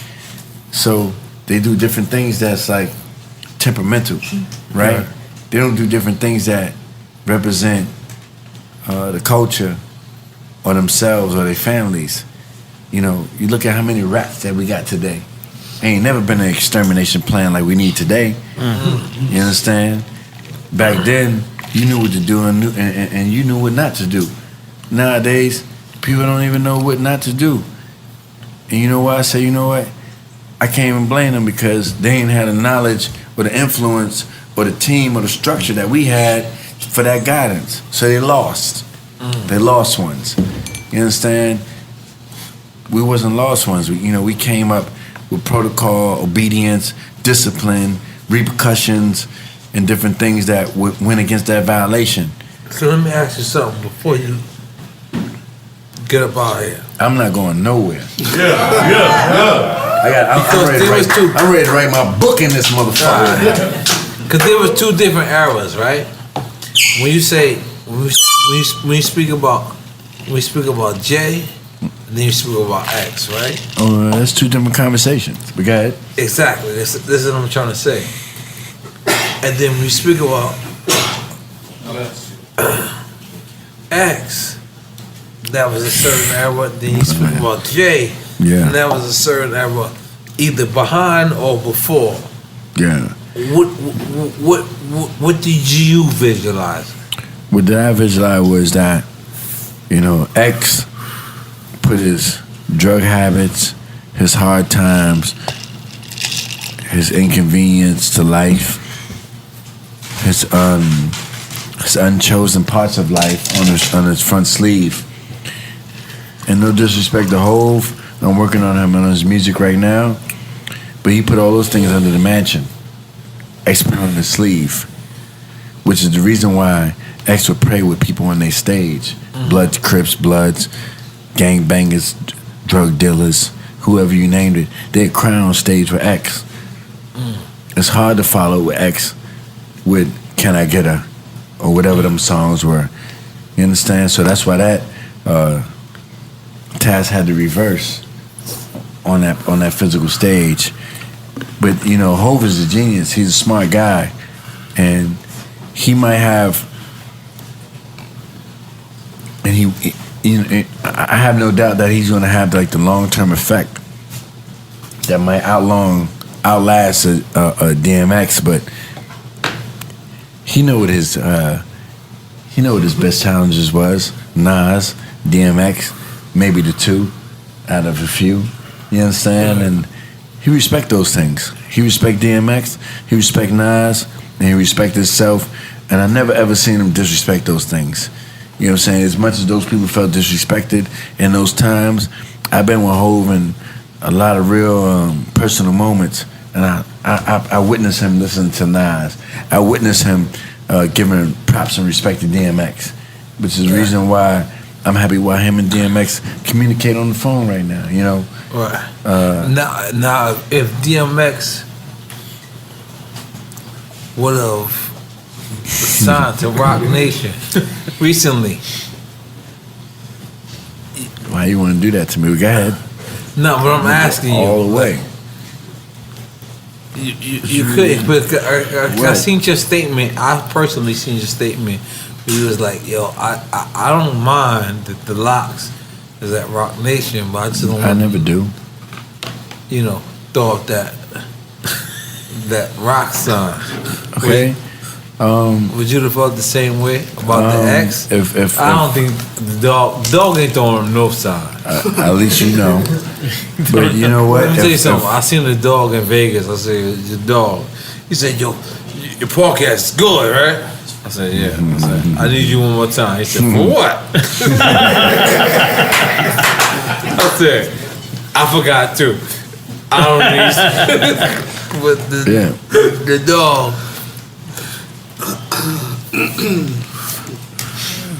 The dog is. If the dog was to do a deal with Rock Nation and was taking his kids to the next level, because that's our main focus on this new album, it ain't even about him, me. It's about his kids and his family, because that's what we work hard for. We done had all the fun. We done had fun since '98. You understand? It's 2017, and so it's bigger than me, him. It's about our kids. Next year, 20 years. Alhamdulillah. You understand? Alhamdulillah. It's about dogs' kids, and I really feel a type of way about that. Right. And I know that he feel a type of way about that. And if we can't elevate the kids, then what we was put on here on earth to do was wasted. You understand? And I believe in no wasted time on this limited time that we call life. There's only 28,000 days to this thing that we call life. I done lived 14,000 of my days, and I'm 38. So imagine where everybody else stands in this world. By the time you know the time that you spend on this world, this shit is almost fucking over. And then they can hit you with some more other shit. You understand? So I just admire the protocols and the factors that's within. As far as dog, you either ready or you're not ready. You understand? I look at him in his eyes. I'll fight him. We get into it. We done scrap many a times off of love. Dog? Yes, me and Dog scrap many a times. Like we fight, physical, hands, knuckles, That blood, Ruff Ryders shit. black eyes, and then we shoot out for each other for survival too. That's in his book. I protected his life many a times. You know what I'm saying? Like it was just nature. You're not gonna do nothing to him. That's my brother. You know what I'm saying? And one thing I can tell you about Dog, he's the most genuine person I met. If you look at all his crimes that they talk about, it ain't never been about no real crimes. It's been about governmental crimes. Him joking with police, this, that. You ain't never seen no news with X about him hurting a person or doing bodily harm or doing something really disrespectful to anybody. It's been about small things. You understand? And for him to be able to maintain his capabilities in this music industry to be small things, but the media want to backlash on him for big things, and for him to have his stride and to be focused today, man, that man, he got a song called Cancer Survivors. Right? Is it about cigarette niggas? Because I'm about to smoke a cigarette. Keep it Nah, this is about not smoking fucking cigarettes. Cancer survivors, cancer. This guy's horrible. And he's talking about his grandmother that died from cancer. And the cancer survivors really are the people that survived from people that lost ones to cancer. But also the people that survived cancer that's still living in regrets of cancer. You understand? He got a song called Fool's Gold. Where many of these guys are poor kings, big mansions, yachts, this, that, and the third. Absolutely. They have everything but have nothing. He talks about that. And he got a song called "Letter to My Son" that's gonna make every father in the industry change their life. I promise you. And we gonna go gutter. We're gonna go bang this back. We're gonna go all that shit. But that Grammy that he's gonna get on that stage, that I promise you, everybody in this room, is going to be because of these songs with substance that's going to be able to connect back to culture. Are we making some noise for that right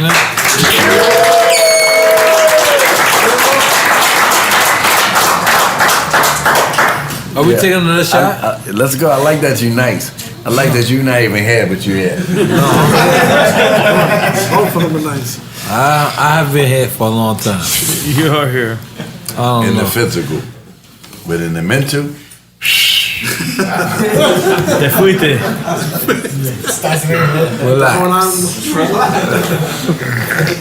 Chichi, ¿qué te dije yo? Are we taking one more shot? No. Let's take one more shot. Why not? Alright, fuck it. Let's take one more shot. Let me put my headphones on so I can hear the shot. I can't believe you're here, Twin. Twin time. Twin. Yo, let me tell you something. I was going to throw a beat on we could freestyle in this. Let me tell you something.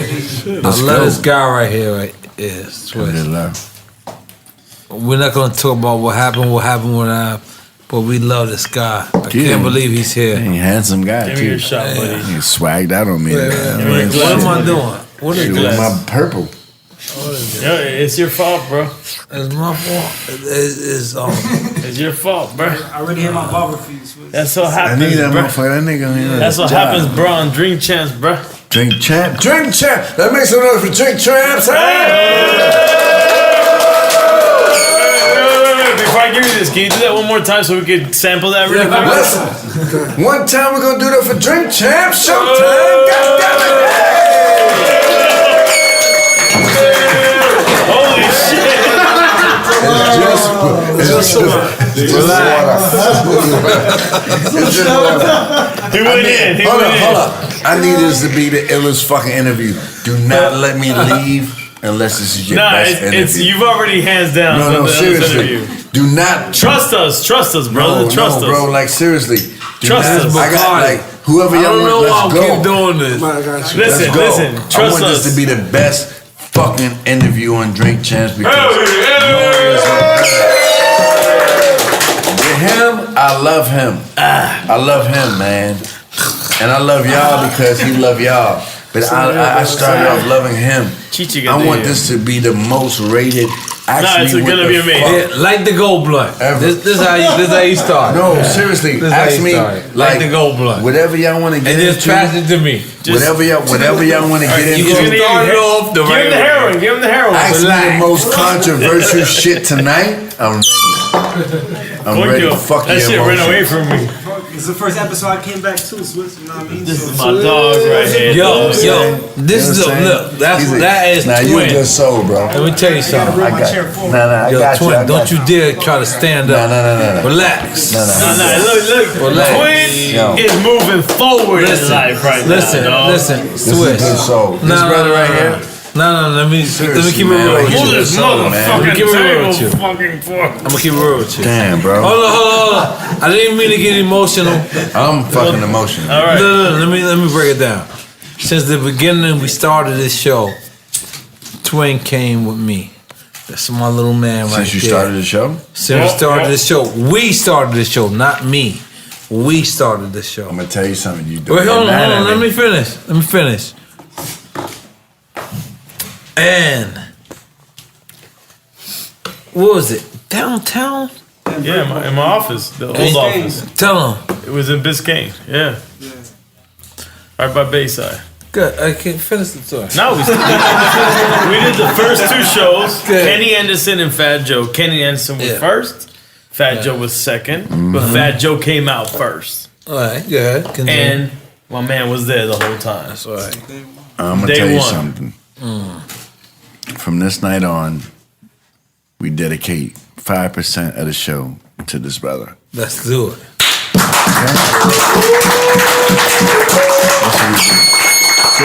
Seriously. Like, if he meant that to us, and I know who he is, in 2.1 seconds, I knew that before we even did it, what we did over there. You know, we all we got. You know what I'm saying? We all we got. And we can't expect for somebody to recognize us. Yeah, more because let me tell you something. Ourselves. Can I tell you something? They started a GoFundMe. Let's relax. Slime don't do. I got my nigga. Don't do go. Relax. These niggas did who did that? I don't know. But Slime know where to go find me. But you can call me.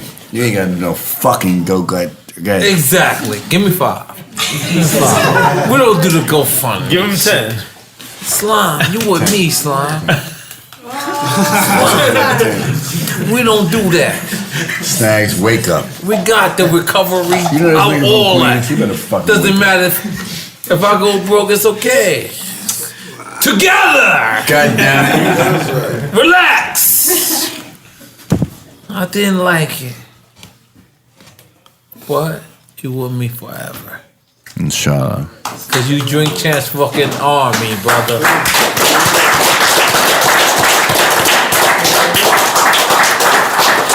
Right, Ali? Ali, can you? I mean what I say. No, we're gonna make sure. Seriously. Everything is taken care of. Relax. Alhamdulillah. Alhamdulillah. Cause listen, been relaxed. if I be too nice to you, the fans not gonna like it. Hey. So gotta. Come on, say something. You know, we got you, Twin. We don't need to go fund you. All I gotta say is, I believe in this show since day one, and I told Slime there's gonna be millions of subscribers, and I said it in episode 11. And as an outsider perspective, I already smoked. I knew this when I saw Slime talking to Fat Joe. I was like, "Yo, this is not an interview. This is a conversation of hip hop. Like this is inside. This is deep. This is raw, into what people really want to know." Facts. So that's why I was Snapchatting the whole shit. Facts. And Slime was like, "Yo, Twin, no Snapchat." I got him in trouble. Yo, Snapchat duties. So that's when Craig was like, "Yo, stop bullying my little man," or whatever. Tell him. And it's crazy. That shit came out on Revolt and all that. So I just knew. Good Morning America. Where you from? I'm from Dominican Republic. My nationality, but my parents are. My dad's from Washington Heights, and my mother. Nice, okay. My mother's from Santo Domingo, you know, Santiago. Same. And the Drink Champs family miss you. That's right, yeah. He been here from day one since we started this. Word. And the fans, they miss you, so keep talking to them for it. It's my pride and joy, man. I've seen, I did this out of heart, you know what I mean? Like just the whole supporting and I seen the bigger picture. I saw them since episode 1. I saw the bigger picture. I see it, and there's still more to come. Right, so you about to start crying. Let's talk about somebody. Let's talk about your cousin sticking your finger in your ass. Yeah, word. What? Let's speak some real shit. Some real shit. You about to want me to start crying. They stuck the finger in your ass. That wasn't your cousin. That was your doctor. It's called looking for that colon cancer. It's called digital stimulation. With a girl. It's called she was sticking your finger in the ass. It's called digital stimulation. That's the colon cancer check. No, cause you know keep real when you're paraplegic, paralyzed, waist down, you know you have no controls over your shit or your piss. So when I gotta take out my pee every certain amount of hours, and I gotta shit a certain amount of days. So you know, since your body's not moving as much, you know, you get constipated. So it's called digital stimulation, cuz.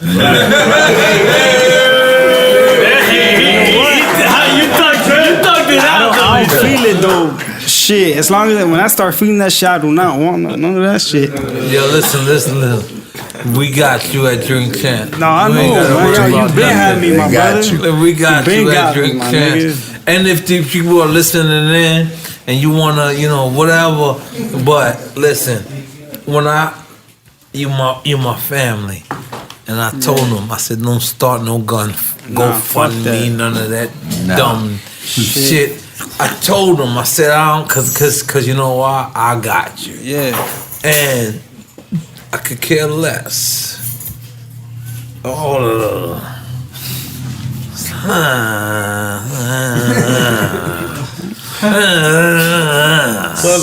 of direct conversations.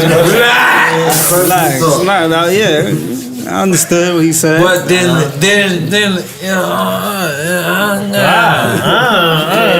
I understand. But relax.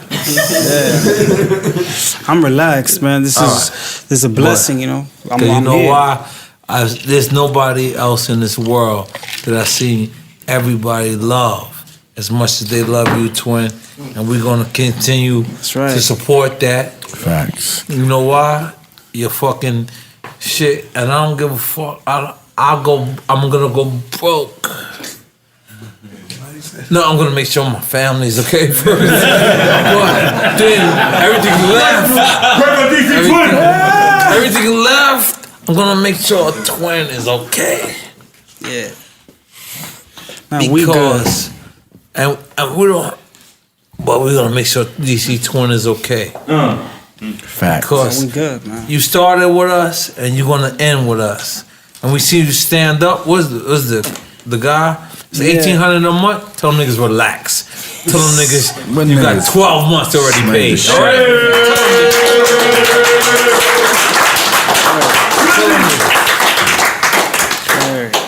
Because we're gonna make sure you continue to walk. So, you want to talk to the mic? Yeah. Say something to the people. Nah, just know, man. I do everything out of heart. When you do everything out of heart, everything plays all right. Sure. And sometimes things happen, but you can't question the man upstairs. Facts. At the end of the day, there's a reason behind it. And it's faith, it's energy, and God is the creator of science. That's why I don't go fuck what them doctors told me. Facts. You know what I'm saying? Whatever. And like I said, I'm prepared for whatever. Yeah. But I know I got a good team behind me. You know, I got a great family. Like, you know, my Drink Champs family. Talk to your fans, because every time you go live, I see how many fans you got, man. Nah, man. Yo, shout out niggas from Pakistan. Yeah, you got Pakistan. Shout out to the New Zealand niggas, man. Right. Shout out London, man. UK. Everybody's loyal, dog. West Coast, man. Just everybody, man. Just you're Swiss. This shit is real. I just want to break it down. You know, when we started this shit, it was just a crew of us. Just retardedly, because you know retarded. Everybody crazy. And it just kept blowing. Yeah. And Twin was a part of the first episode. Wow. And Fat Joe called me. This is how I knew it was retarded. This Fat Joe called me and said, "Why you bet?" He said, "You mad? You be mean to this nigga." He took my Yeah, word. I just gonna pick that out. And I'm like, damn. But So everybody in our crew has duties. That's what you said. Huh? Everybody in our crew has duties, whether you big or small. Everybody in our crew got duties. Fact. That's right. And we all gotta stick together. That's a fact. And Swizz Beatz. We're gonna let's all everybody.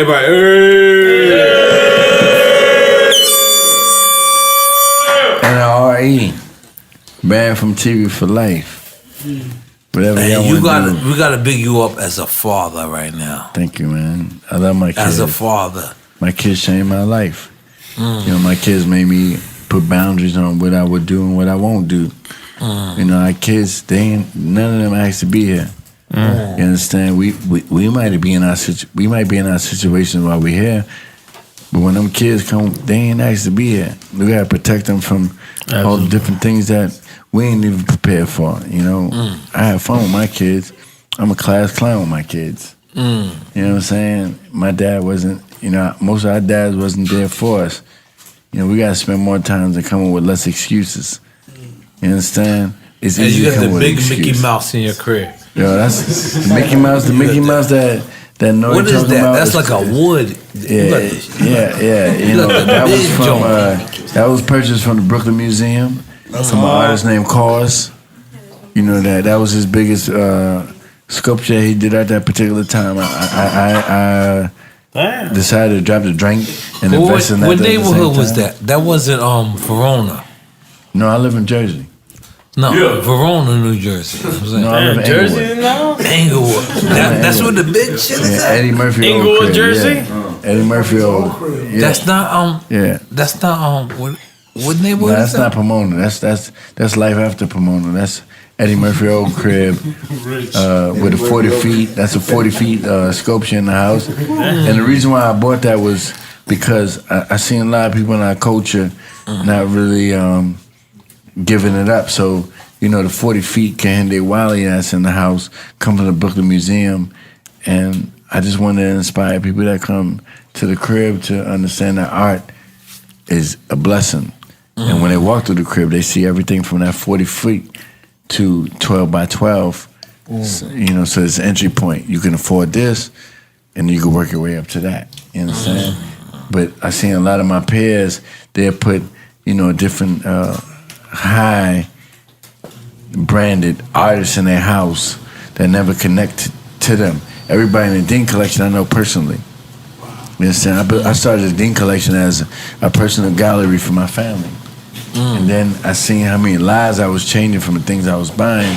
Then I gave my social media platform to all those up and coming artists, which started No Commissions. 100% back So to the let me artist. ask you one thing before you get up out of here. I ain't going nowhere. We're over here. What's up? On that Cash Money tour, Oh, it was shit. like you Yeah, we're get back there. Spanny Fresh. Me against Manny Fresh. Yeah. Like because of the comparisons.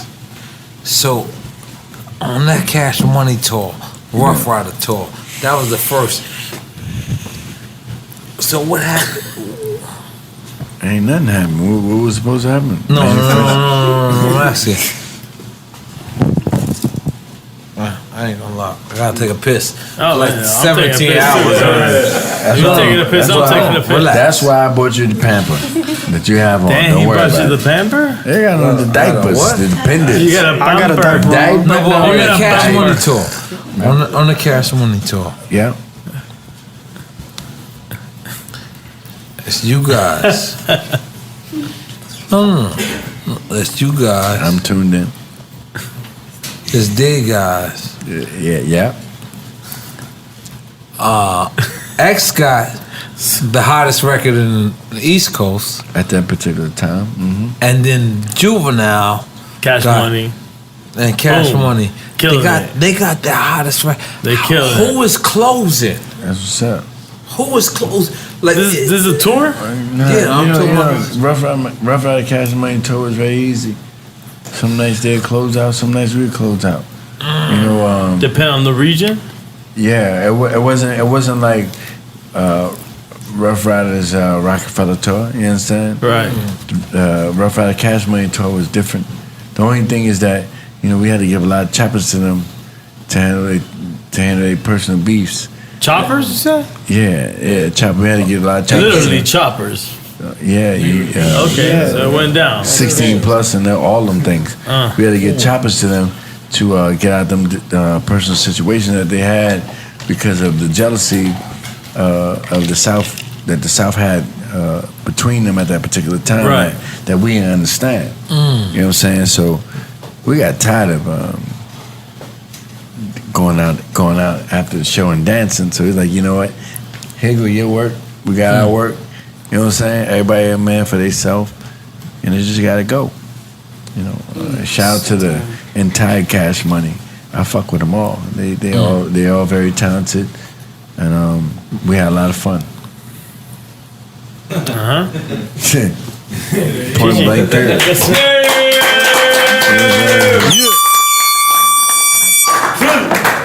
God damn it! Yeah. Legendary. You remember this? Your ass. You remember that? Yep. Alright, let's go on down. I don't want to, because Swizz don't want to end. Nigga, I'm so ready. Whatever y'all want to go. He's still ready to go. But I got to take a piss. Yo, so I'm peeping right now, bro. Ready number 2. Relax. I'm going to the second one. Look at the white people pouring more drinks. I respect it. Yo, you see they pour more drinks. Who? The white people. We in the Illuminati. You gotta accept it. At this Trump? point. No, me and you. What are we doing? Accept it. Illuminati. No. Yeah, I'm definitely not in the Illuminati. Fuck out of here. Exactly. That's the problem right there. I'm not accepting it. Oh, you want to be in the Illuminati? No, man. You've been in it. You're stupid. You retarded. Get the fuck out of here. I'm not You've been in it already. Fuck out of here, dude. I seen the checks you cashed. Bruh, same checks you cash, man. Fuck out of here. You get it first. What the fuck are you talking about, man? You get it first. I get what first? The checks. Oh, so you blaming me for CBS? That's crazy, man. I'm telling you, you're Illuminati. That's what No Illuminati. That's Fuck the Illuminati. Hey, Illuminati, fuck you. And fuck where the fuck you came from. Whoa. I'm right behind. That was EFN. Yeah, it's EFN. I ain't about that shit. I'm a Cuban motherfucker. Fuck y'all, man. Respect that. Yeah, respect that shit. God damn it. Look, Swizz is like, what's going on? Man, that lost me with that shit. Yeah, this guy just came with some crazy shit. Don't blame it on me. Yeah, I'm blaming it on you. The check's Donald coming Trump. to you. Listen, Donald Trump. The check's coming to you. I ain't got the check yet, bro. You getting mad at me for that? 2016, 17, we talking about checks. That's your fault. That's your fault. Relax. Oh, what the fuck? Oh, that's my fault. Yo, Swizz, drink You like some hot of sauce this. like that, man? This is hot sauce. I promise you. That's pipe sauce. That's just So who's your favorite That's rapper definitely of all not hot time, sauce. Swizz? DMX. DMX? Yeah, man. Who's your favorite CEO of all time? You already had Clive Davis. Oh man, You said Clive Davis. You're going backwards. All right, I'm gonna go six chords. 6 degrees of okay. Who's your favorite new nigga of all time? How a new nigga gonna be all time? New nigga. All time? Like, Nah, he ain't even have new no nigga time. right now. That could be Kendrick. That could be Kendrick. I'm just saying. Relax. Who's snorted like that? My favorite new person? Yeah, new person. I ain't meet him yet. Oh, okay. Good answer. Good one, man. Yeah. I wasn't ready. Then we regroup. Okay, with a Newport? That's horrible. Relax. Recouping. Relax. Man, I swear to God, we got a fucking butcher shop behind us. I'm sorry, operation that's happening in here. Chinese restaurant in the back. I need some Chinese. I want some wings right now. Yo, can somebody give us some dumplings? I'm on that shit. Yo, Snacks, find out where the wings at. I'm going right there. Lemon pepper. Lemon pepper, kapanga panga. Rakapanga panga. Ask me, talk to me. What are you doing? Good. Ask that shit right now. No, it's Makaya Bing Bong. That's all I have to say. Makaya Bing, we want to do the shot tiger bone. Let's do it. Another shot tiger bone. Absolutely. I'm no more shot. I took no. Tiger bone is a shot that has to be had 7 times. Tiger bone is a problem. Listen, I gotta go to bed. I can't be all piped Yes, up I have for to no go to bed reason. too. We're all human beings. I'm in the city by myself. We're all bro. the same My human wife is beings. not here. You made that point. Oh, I poured too much. My wife. Give me your shot, buddy. No. I'll take it. Oh, you take this one. Give me your. Give me your. Give me a little bit. Some wings. We can make some. Wait, Munchie. Give me. Relax. Paco, give me the fucking shot glass. I need a shot glass for shot glass. It's organic. I could technically take a shot. Where's your shot glass, Swizz? Swizz. He's good. He ain't hitting that tiger. This is it. No, I'm not giving you. Don't worry. What the fuck is that? I'm not gonna do that to him, bro. Why would you do that? Why would you do that? My liver's good. There you go. A little more. Now you're good. No, that's good enough. He Trust gave me. me all. No, wait, bruh. Come on, man. You too? You're out of here? Oh shit. Oh shit, I can dance like Michael Jackson. Damn. Oh man. La cosa nostra, bitch. Oh shit. Alright, I'm out of here, bro. Later, One guys. of the dopest. No, I'm out of here. Bye. I'm out of here. Yo, peace. Yo, give me 5. Give me 5. Can I ask him a producer question real quick? Wait. Oh, this guy wants to go. One of the dopest Instagrams I ever seen Instagram, huh? was when you was with your ex-wife and your new wife. Yeah. That was dope. You know, progress is the key to life. Relax. You know, a lot of people. It's my fucking shit. Sorry. Excuse me, Swizz. Nah, it's all the tiger good. bone just fucked me up. It's all good. Go ahead. You know, my divorce was a very hard time in my life. And to be able to have my ex-wife and my current wife in great standards, great form due to our kids and put our kids first, you know, that was like one of my biggest highlights ever in life. You know what I'm saying? Like, serious. Every man could wish for that. Yeah, because like a lot of the gossip, a lot of people that they, you know, the reason why We don't care about gossip. No, over but here. let me tell you something. The reason why I was able to handle even gossip different was because I understood why people hate. People hate you. People hate to use it as a cure for their insecurities. They use hate to use it as a form for them to lift up from their problems. I was like, that's why hate is so popular.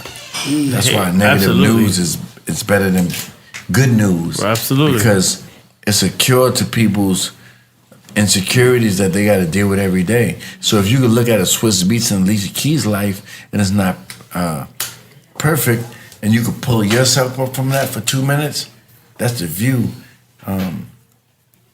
that you're inclined to have to feel better about yourself that day, even though you ain't did shit about yourself that day.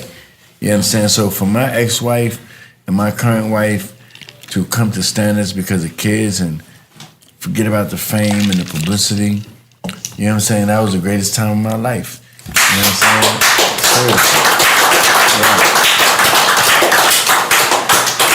And we got chapters for that coming. That was the beginning, you know? Relax, Monday. I've been relaxed. I've been relaxed since I sit in this motherfucker. Yo, thank you. You know what, Swizz? You know what? Because we appreciate you for coming. I just wanted to give you the best interview ever. Nah, You gave way more than that. Nah, bro. because like way N.O.R.E, more than that. Like I know him. I know him. I'm not here for no other reason but to contribute to what you guys have going on being great. So that's why I'm like, ask me whatever, handle whatever. Like I don't feel like I gotta talk to anybody. I don't owe anybody an explanation of any of my past, present, or what I'm about to do because I grind really hard for that. But you know, I'm like, yo, I'm on my brother's show, and whatever he want from me, I'm gonna give it to him. Problems, no problems, or whatever after that, we just gotta deal with it. We've been dealing with that shit all our life. It's nothing. This man done created a platform and figured that out that's bigger than music. And I'm happy to see him shining in 2017 and beyond. And I'm happy. I'm really happy to be here, like for real. Thank you. I came here with a bunch of corporate people. And we love them corporate people. You know what I'm saying? I came here. Corporate niggas over here. I came here with my corporate team to support. Corporate niggas over here. We at Zuma, we going to N.O.R.E show. Let's go. That's right. You know what I'm saying? And then we going to Zuma in the morning. What's Zuma? And we're going to 11 in the morning. 11? Yeah, 11 from Zuma. 11 is tonight. Till 11. I'm going to bed. Cause nigga tired from that goddamn Texas, Dubai, Thailand life. Yo, but Swizz, but how you keep this tan? Like, what the fuck are you using on this tan? Mama, Miami tan. What they can tan? What they use on the tan? That's a great accent, buddy. You don't know Fabio? Fabio, you know Fabio? You know Fabio? There's Fabio. Come on, tell him about Fabio. Let me tell you something. I wear Versace. Fabio's a good guy. You know, I shave my balls. I'm clean. I have no hair on my underarm, no chest hairs. You know, those guys are for Pepe Le Pew. You know? Fabio Noriega. Fabio. Fabio's hard on the gram. But. You know, he come in with a mink coat. We kill animals. Fuck it. Fabio. Hey, Noriega. Fabio's hard on the gram. Yeah, Fabio's, he needed. He's on the gram. The show I got written for Fabio is disrespectful crazy. Fabio's a problem. Fabio show up there, we be like, Fabio. Ali's looking her. No, Ali is looking like. He want in on the Fabio show. No, Fabio. Fabio. You got Fabio. It's not Fabio. Fabio. Is it Fabio or Fabio? Stop stressing. Juice press. Juice press. Relax. Everybody relax. And we got the Bacardi people. Look at my man from Boiler Room. Yo, come on, man. The other Bacardi people done faded out on the left there. I'm like, oh, look at him. He's from Boiler Room. Where's Bacardi? Tell N.O.R.E. what's your love for hip hop. How you know him? From Boiler Room. Tell him. No, I seen that. No. Serious. Tell him. Tell him how you know N.O.R.E. From Boiler Room. Talk to his mic. Tell him how you know N.O.R.E. He's from Boiler Room. No. Talk to his mic. No, fuck Boiler Room. Tell him how you know his microphone. I grew up in Miami in the 80s. Oh, shit. Okay. So, I ain't no 80s. Cocaine Cowboy. Damn, you from the 80s? Listen to him, N.O.R.E. Listen to him. What'd he say? Grew up in Miami in the 80s. And how you know N.O.R.E.? In the 80s? I was in the 90s when I really heard you. What was the first song you knew about him? Thanks, Swizz, for putting me on the spot. What? Just say what? Super Thug. Super Thug. Let's say Super Thug. Relax. Super Thug. Swizz, I'm gonna give you real. You failed. I'm gonna give you real.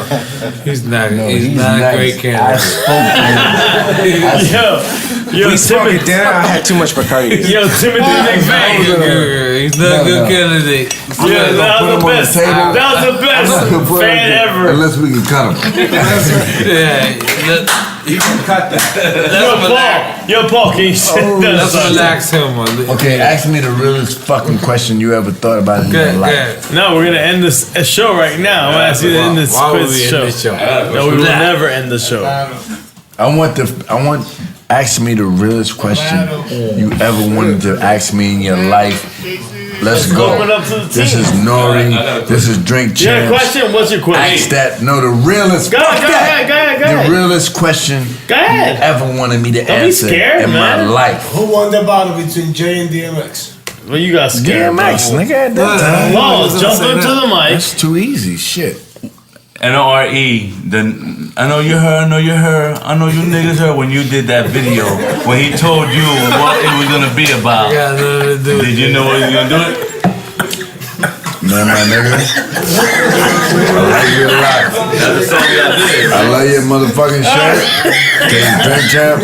I need the realest question Paul, ever. Paul. What the fuck, Paul? Paul, what the fuck? It's just a drink. It's just a drink. We're gonna excuse him for the night.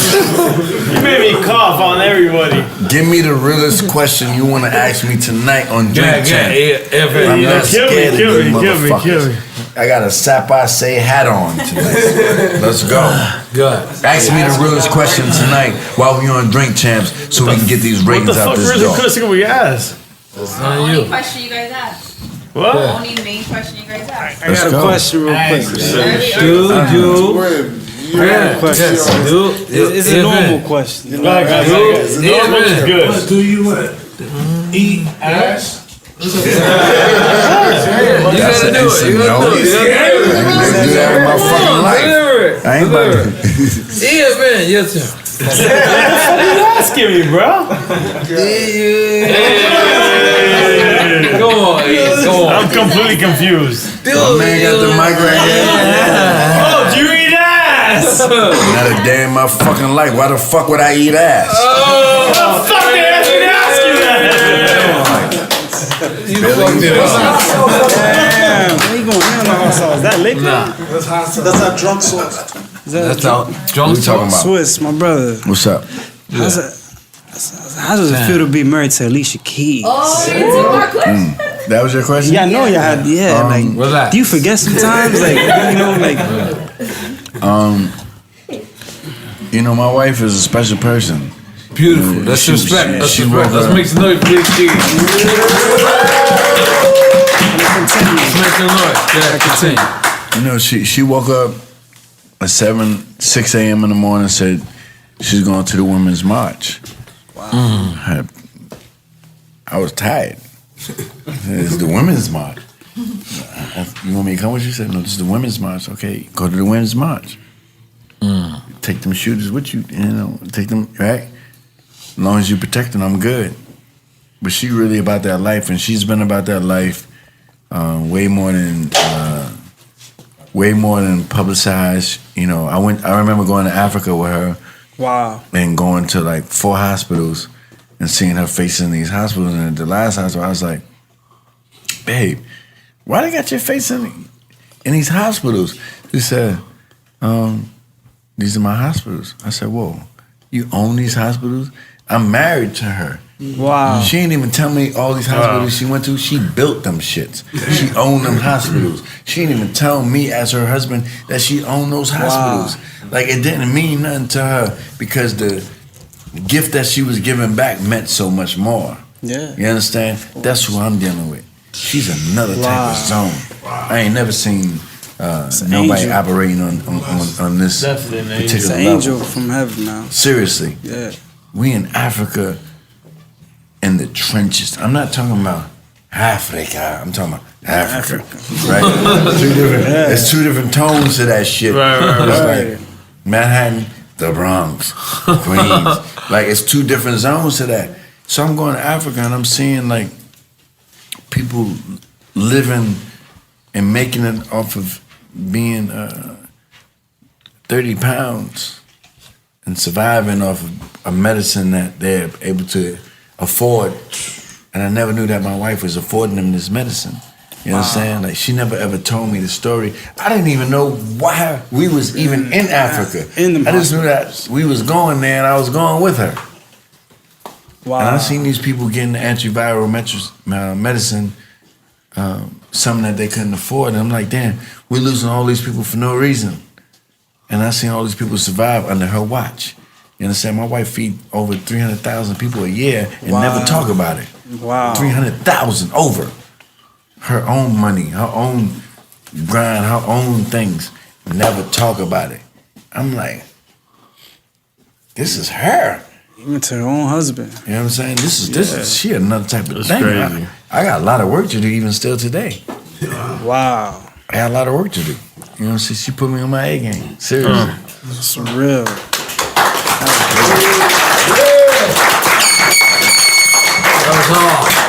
put me on my A game. Now give me the hard fucking question. Like, what we doing? I know you can answer. I just wanted to ask. I'm like privileged to ask. It's getting crazy, right? When did you realize that you could like change or help out the art game, the visual arts? The what? The visual arts. I don't know what the fuck he's speaking about no commissions a little bit. I noticed that I can help out the visual arts when I just knew that the sonic arts was over exaggerated, and I could have came in the game with no commissions music and give the musician 100% of what they sold, but I was just so tired of even talking about music. It was just an old thing to me, and I seen that my way out was art because it was something that was still untapped, and it was something that hasn't been abused, but abused. It hasn't been abused the way that we witness abuse, but it still had been abused. But I seen that the abuse that they went through was still a capture, and we can still capture that. It's like, we got whipped, beat, stomped out, kicked out, set on fire. They just got punched in their fucking face for talking stupid. You know what I'm saying? So I figured that the arts can be saved. And I had fun doing it because it was untapped territory for me. I was literally tired of talking about things that we can excel in doing in the music industry because it was so jaded. You understand? We were so spoiled, and it was driving so much traffic. And the music industries didn't want to invest in technology. They didn't want to invest in future living. And so, you know, I seen all those different things front row, and I seen art as something that was still on that rebellious line of whatever we want to do. And I seen those lines of confidence. I seen those lines of expression, and I say like, yo, I want to get behind that. You know what I'm saying? I know they don't want a problem over here. You know, so on the street level, I felt comfortable. On a visual level, I felt comfortable. On an artistic level, I felt comfortable, and that's what I went with.